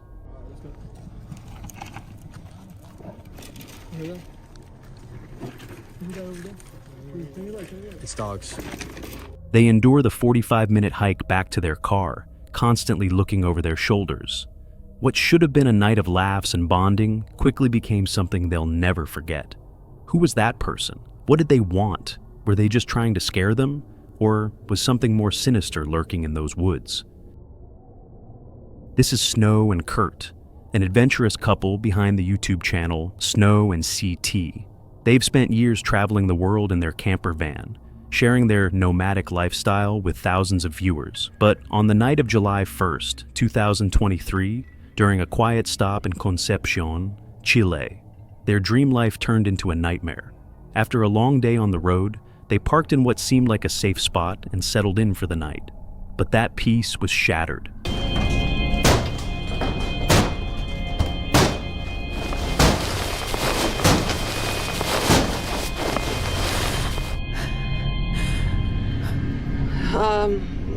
The voice is shaking. It's taken us a minute to get the camera. Oh, you all right, Kurt? Yeah. Middle of the night. I don't even know what time it is. It's not that late. It's only 10 o'clock. I don't know if y'all can see it, but we just woke up to someone banging on the window. Our 3M security film worked, but our window is shattered. We need to duct tape this. We'll be back in a minute. Definitely our scariest moment in the van. They were jolted awake by a sudden, violent banging on the van's door. Someone was trying to break in, frantic, aggressive, determined. At first, it seemed like a robbery. The person likely thought the van was empty. But when he realized Snow and Kurt were inside, he vanished into the night. No confrontation, no explanation, just gone. The couple was left shaken, adrenaline surging through their veins. They were safe, but not untouched. This night would stay with them forever. Life on the road offers unmatched freedom, but it comes with very real risks. Moments like these remind us just how quickly that freedom can turn fragile. This is Oliver, a YouTuber you might know from his channel Firefly Fishing. His videos focus on the one thing he loves most, fly fishing in beautiful remote areas. This time, he's headed to one of the most famous parks in America, Yellowstone National Park. Well, if you guys have never been to Yellowstone National Park, welcome. Thanks for tuning in, guys. We have a sweet adventure in front of us today. Gonna go explore some rivers, explore some hikes, and not block the Yellowstone sign anymore. So let's get out of here. Yellowstone, the first national park in the world, is known for its vast 2.2 million acres, geothermal features like Old Faithful, and stunning landscapes filled with alpine rivers and forests. It's the perfect place for a peaceful fishing adventure. It's July 29th, 2022, and Oliver drives through the park, eventually arriving at the Yellowstone River. The day is sunny and warm, and after hours of fishing with no luck, just as he's about to call it a day, he catches a beautiful fish. Wow, it's been a long day, guys. Not a whole lot of luck fishing. However, can't beat being in Yellowstone National Park. Exhausted, he decides to head back to his car and find a place to park for the night. Despite knowing it's illegal to camp outside designated areas, he pushes on. It's about the best we got, guys. there's not a whole lot of cover, so if someone comes down here, I mean, we are sticking out in the open. I'm not going to dare go off any side trail or anything like that. We're going to stay here. After driving for a while, Oliver finds a quiet, secluded spot in the woods to park his camper. Nice, look at this beautiful spot. Riverside camping, guys, in Yellowstone. Can't really beat that. Wow. Anyways, guys, let's go ahead and get back to the truck. Just take it easy for the rest of the night. Ready to call it a night, he settles in for some sleep, unaware that his peaceful evening is about to be interrupted. Just for the last little bit here. It just got dark here, so I decided to hop in the back of the truck now, as I was getting pretty terrified with the grizzlies and all that good stuff, guys. Fingers crossed nothing happens in the rest of the night. It's been a pretty good night so far, pretty good day. Thank you so much for tuning in, guys. It's been an awesome adventure. And yeah, I'll see you in the next one, and I'll wake you up if anything else goes on the rest of the night, but I think we're looking all right, so. Around 12:30 a.m., Oliver is suddenly jolted awake by the sound of a car approaching. Grabbing his bear spray and phone, he prepares for the worst. A loud knock on his truck and a flashlight shining through the window leaves him terrified. Unsure who is outside, he stays silent.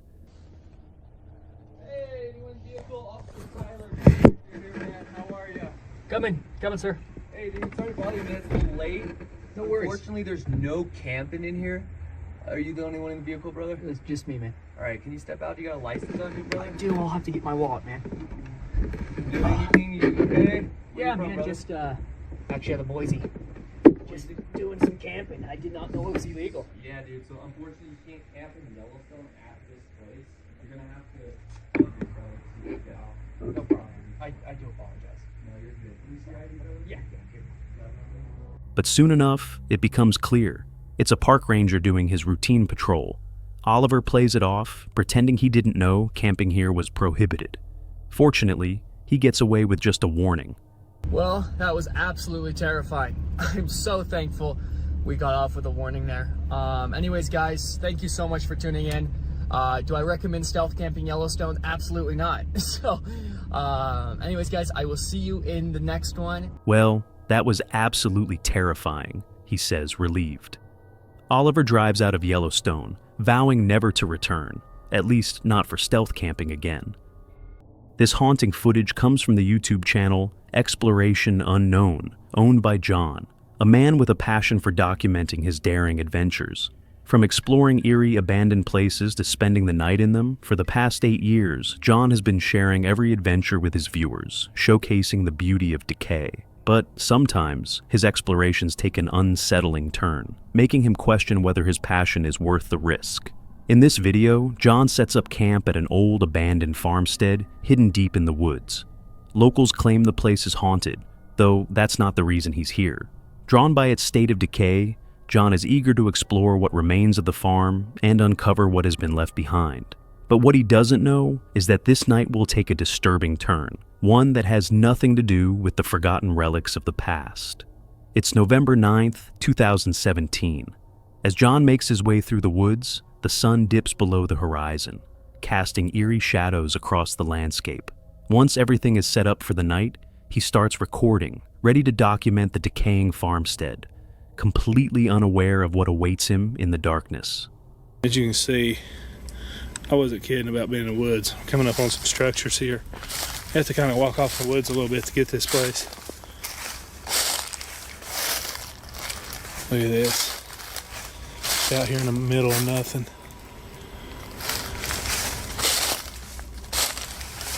It's a big barrel. That's crazy. I'm not gonna lie, that really freaked me out when I first saw it. Which is weird because it's like somebody's jacket just hanging there. Look at all this stuff here. Now that is a relic of the past. It's like an old 80s printer. So cool. Look at all these little spindly things here. Looks like something that could be used on a turn lathe. So this way. This whole building here is just, looks like over here is starting to collapse in the back a little bit. As John wanders through the farmstead, his fascination grows with every step. The decaying structures, remnants of a forgotten past, captivate him. Although he feels relatively at ease, an unshakable sense of unease lingers in the air.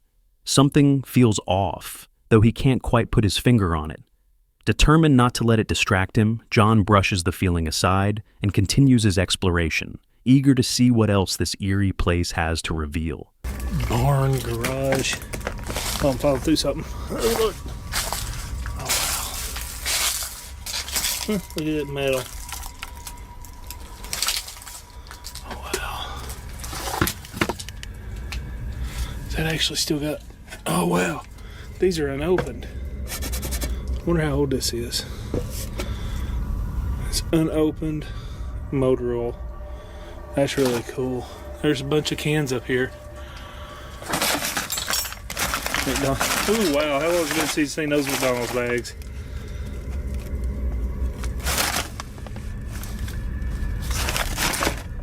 Most saws. This is probably not the safest structure to be inside of right now. It is all collapsed everywhere around me except there's one little spot I'm in. Crazy. Yeah, this is cool. Look at all that grease. I'm gonna drop my camera in that. Some old belts here. Still a pretty solid looking old barn except for that corner. Oh, I just love being out in the woods at night. Something really freaking cool about it. John is totally enjoying his time as he continues wandering through the farmstead, taking in the eerie yet fascinating atmosphere. Having explored most of the property, he feels satisfied with his findings and decides to take a little break by his camp. But what he totally didn't notice at the moment was that he had captured something really disturbing on his footage.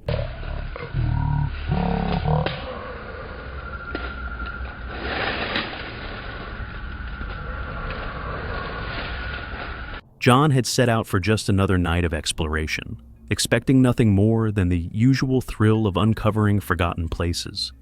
But little did he know, something was watching him from the shadows.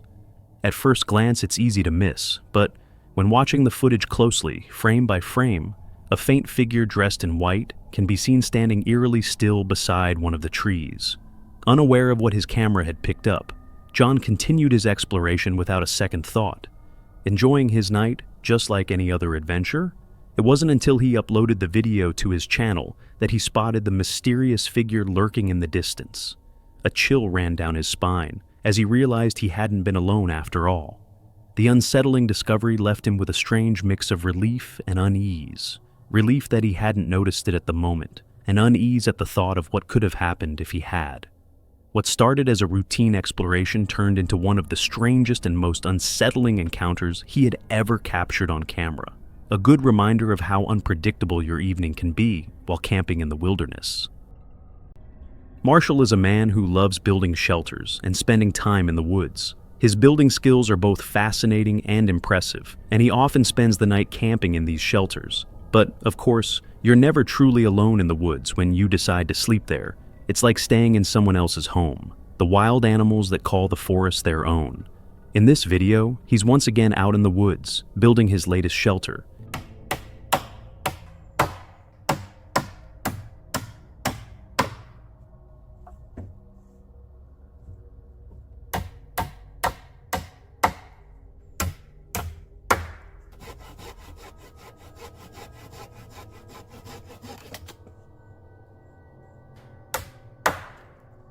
He started cooking some food, letting the smell drift through the air. After enjoying his meal, the night had already fallen, and he settled in to sleep. But soon enough, he'd have some unexpected visitors knocking at his door.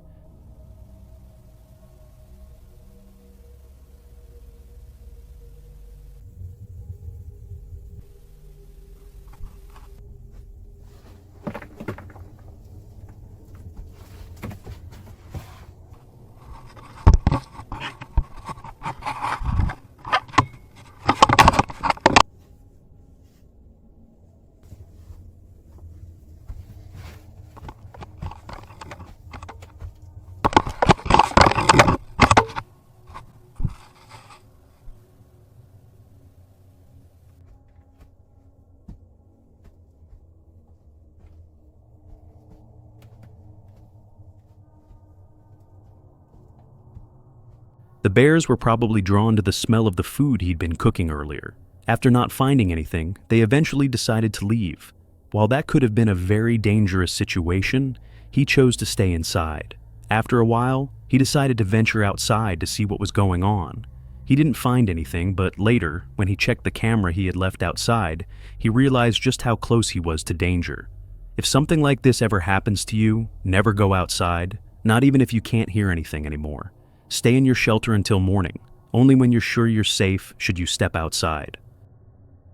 Luke is an avid outdoor enthusiast, known for his detailed gear reviews, ranging from tents to backpacks and hiking jackets. His love for the outdoors keeps him camping often, not just for work, but because it's something he's truly passionate about. This time, he's tackling the rugged terrain of a mountain called Devil's Throne. Thank you so much for tuning in to this episode of the Outdoor Gear Review. Welcome to the Devil's Throne. This is an episode that a lot of people have been looking forward to, and that includes myself. This is a very odd location. Strange things happen here. This is my 4th time to the Devil's Throne over the years, and every single time I've experienced some odd things. Already, I've had 2 experiences just coming up the mountain here.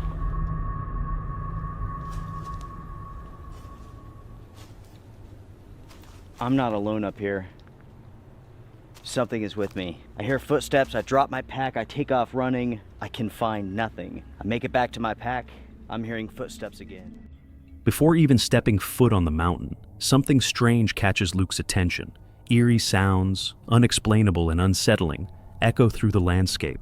It wasn't just the wind or the rustling of the leaves, it was footsteps. Clear, deliberate footsteps right in front of him, yet there was no one to be seen. Honestly, if it were me, I'd be heading back to the car without a second thought. But Luke, he's determined to stay the night. And this is just the beginning. The strange occurrences are far from over.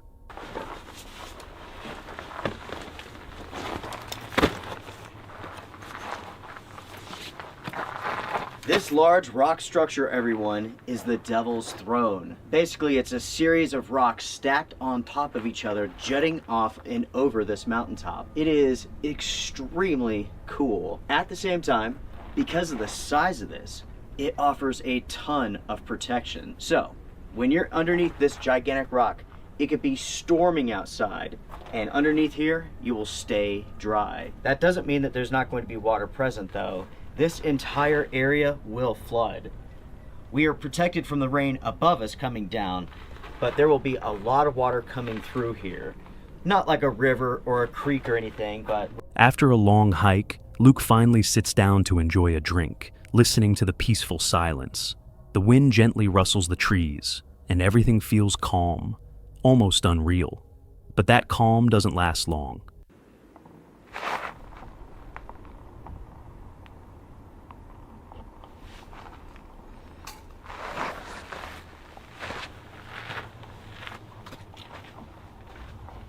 I wish I could tell you all what that is, but I do not know.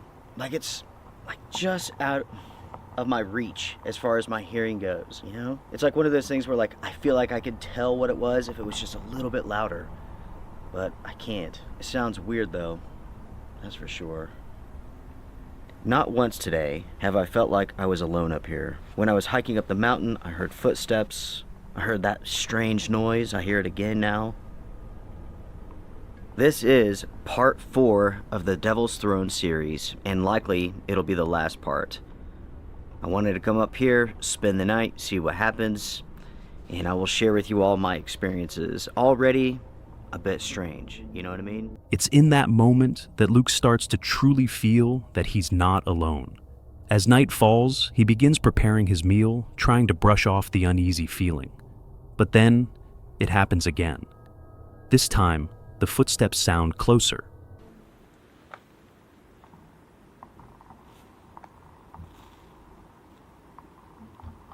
I am still hearing that sound. It's pretty loud too. Closer. Unfortunately, it's too foggy, the rocks are too wet to go mess around in the dark. I have to stay right here.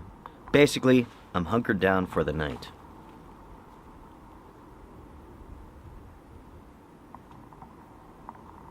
It's so weird. I mean, what the hell is that?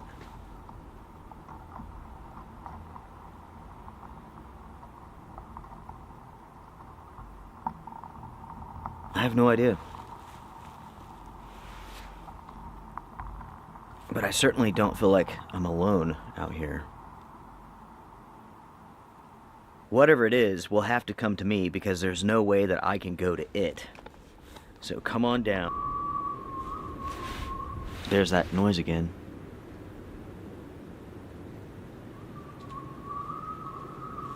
Every time I hear it, it sounds like it's in a different place.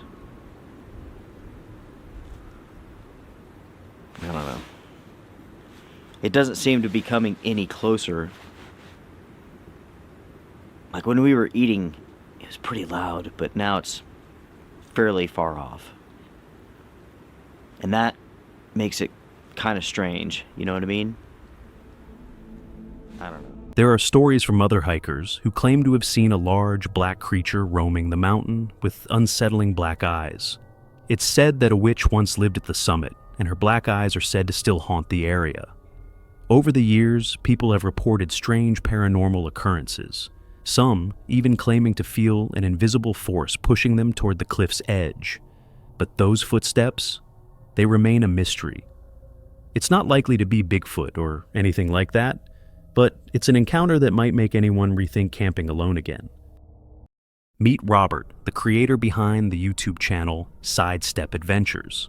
Through his videos, he takes viewers on immersive journeys to abandoned and forgotten places around the world, uncovering the remnants of the past. From crumbling structures to eerie, deserted landscapes, his explorations reveal the haunting beauty of these lost locations. With his unique storytelling style, Robert keeps his audience captivated. But one day, he and his friend Dan would come to understand just how unpredictable and unsettling these adventures could truly become. On October 17th, 2023, Robert arrived at a remote location in Georgia, ready to embark on another adventure with his friend Dan. Armed with nothing but his camera, he was eager to document whatever mysteries the site had to offer. Hey everybody, it's Robert coming to you with another adventure into history, and I'm out here with Mr. Dan, and today we're going to be exploring a creepy old house out in the woods. It's probably haunted. If you can see it right behind us, it's a huge old creepy house out here in the woods. The video began with Dan recounting how he first learned about the location and sharing its eerie history. As he spoke, the abandoned site's past slowly came to life, setting the stage for the unsettling journey ahead. I can remember different people. If you were friends with the Whisnant family, you would get invited to come down here and bird hunt and such. And it's just been, all my life has looked just like it looks right now. And I think the family has finally come to the point that they're going to sell all this property. And that's how we got permission to come down here, actually. I really don't know. I think it is a big piece of property out here. So let's make our way towards the creepy old house. We'll look at the barn first. They started by making their way toward the house, carefully exploring the surrounding area to get a sense of the place before venturing inside.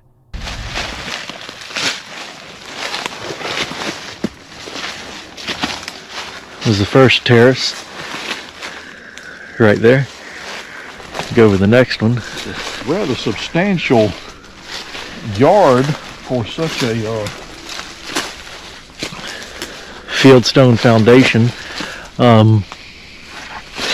Before we go into it, let's walk this way. I just want to look at this chimney real quick from the outside.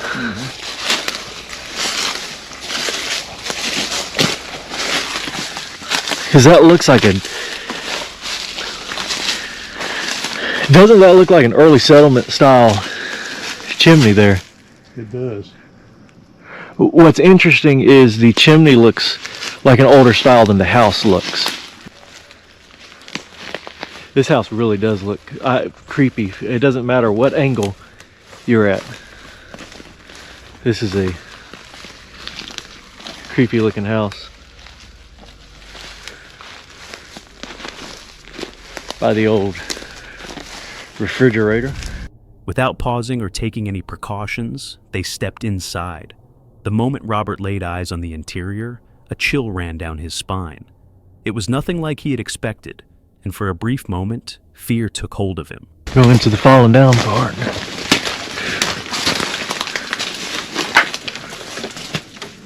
Oh, that was... scared me for a minute there.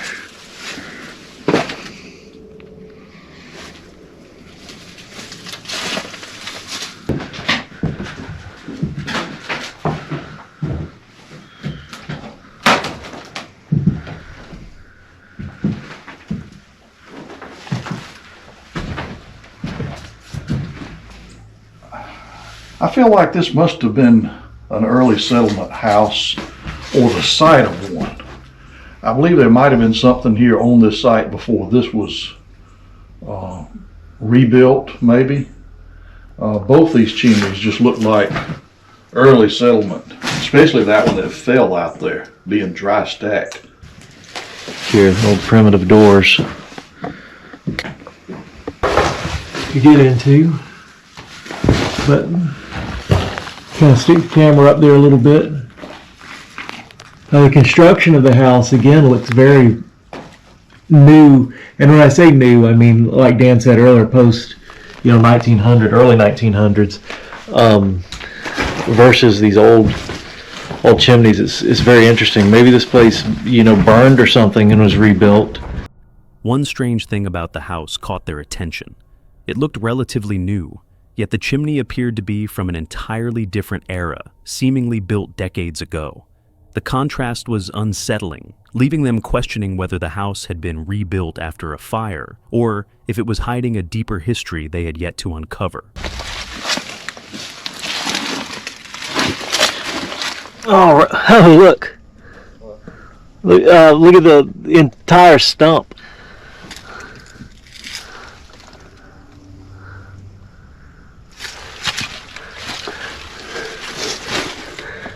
Wow. Looks like it was cut down, I guess, with an axe. Let me set the light down. I'm gonna touch it. This is an old tree right here. That's for sure. Got to be.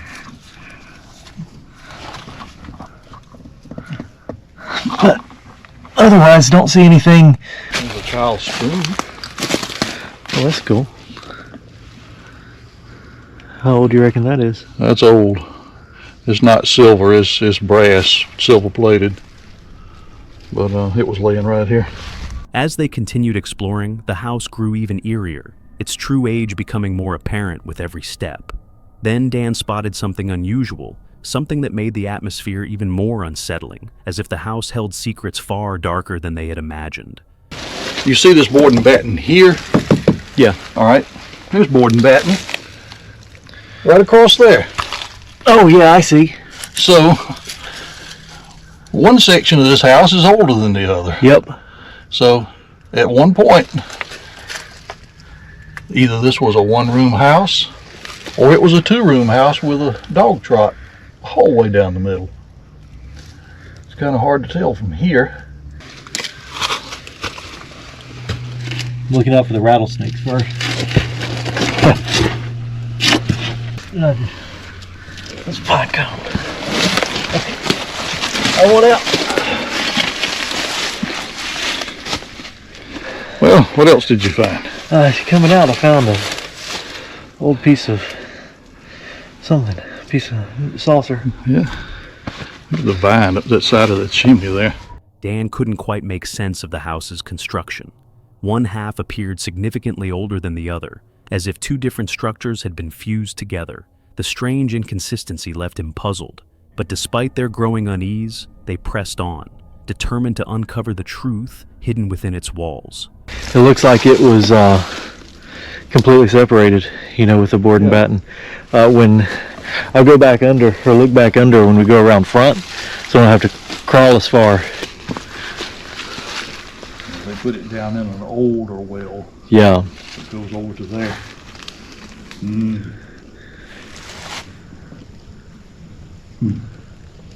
See anyone waiting on you down there, Dan? No, I don't see anything that I recognize. It's probably a good thing.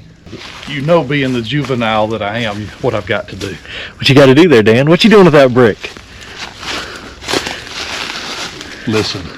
All right, hold on. Let me get in position here. Get the light on. All right, ready. Here we go.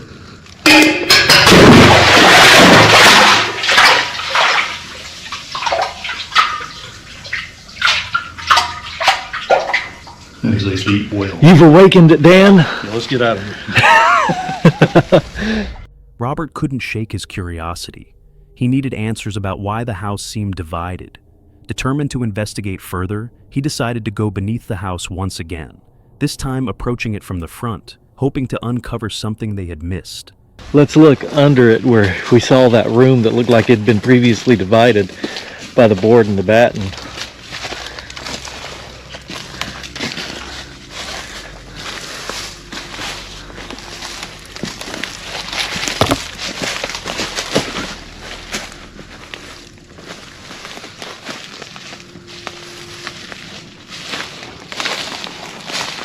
I'll give you that to hold while I crawl under there, and then I'll get it back from you when I go under there. I'll go look at it in just a minute. Look first. You want to take the camera with you? Yeah. Alrighty. All right, so under here, there's definitely a clear divide between this. So over here on this side, real narrow boards on the floor, different kind of floor joists. Over there on that side you can see the big, kind of actually modern style floor joist, but they're bigger, and floor is wide boards over here, but newer wide boards.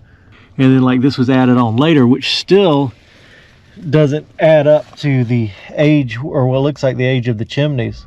What happened next sent a jolt of fear through both of them, especially Robert, who suddenly found himself trapped beneath the house.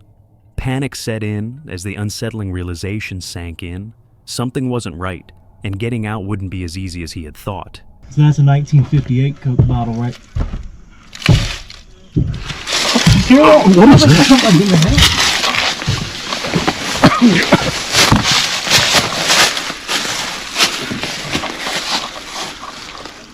Oh, that's weird. Here.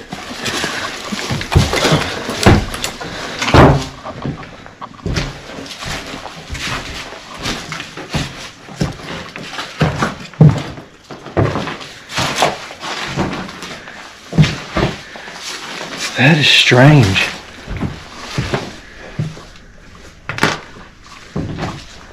You heard that, right, Dan? Yes, I did. That was weird. Alright, that's enough of this old house for a minute. We're gonna go look at something else. Hello? Sounded just like footsteps. A sudden loud thud echoed through the house, as if someone was inside. Both Robert and Dan froze, their hearts pounding as they tried to pinpoint the source of the sound. But no matter where they looked, they found no signs of anyone else being there, leaving them with more questions than answers. Although they left the location immediately, one unsettling question remained. Who had caused that sound? Had someone been silently watching their every move? And if so, what were their true intentions? It may have merely been a ploy to scare them away, or there might have been a more sinister purpose at play, one that could have ended far worse. The mystery of that night remains unsolved.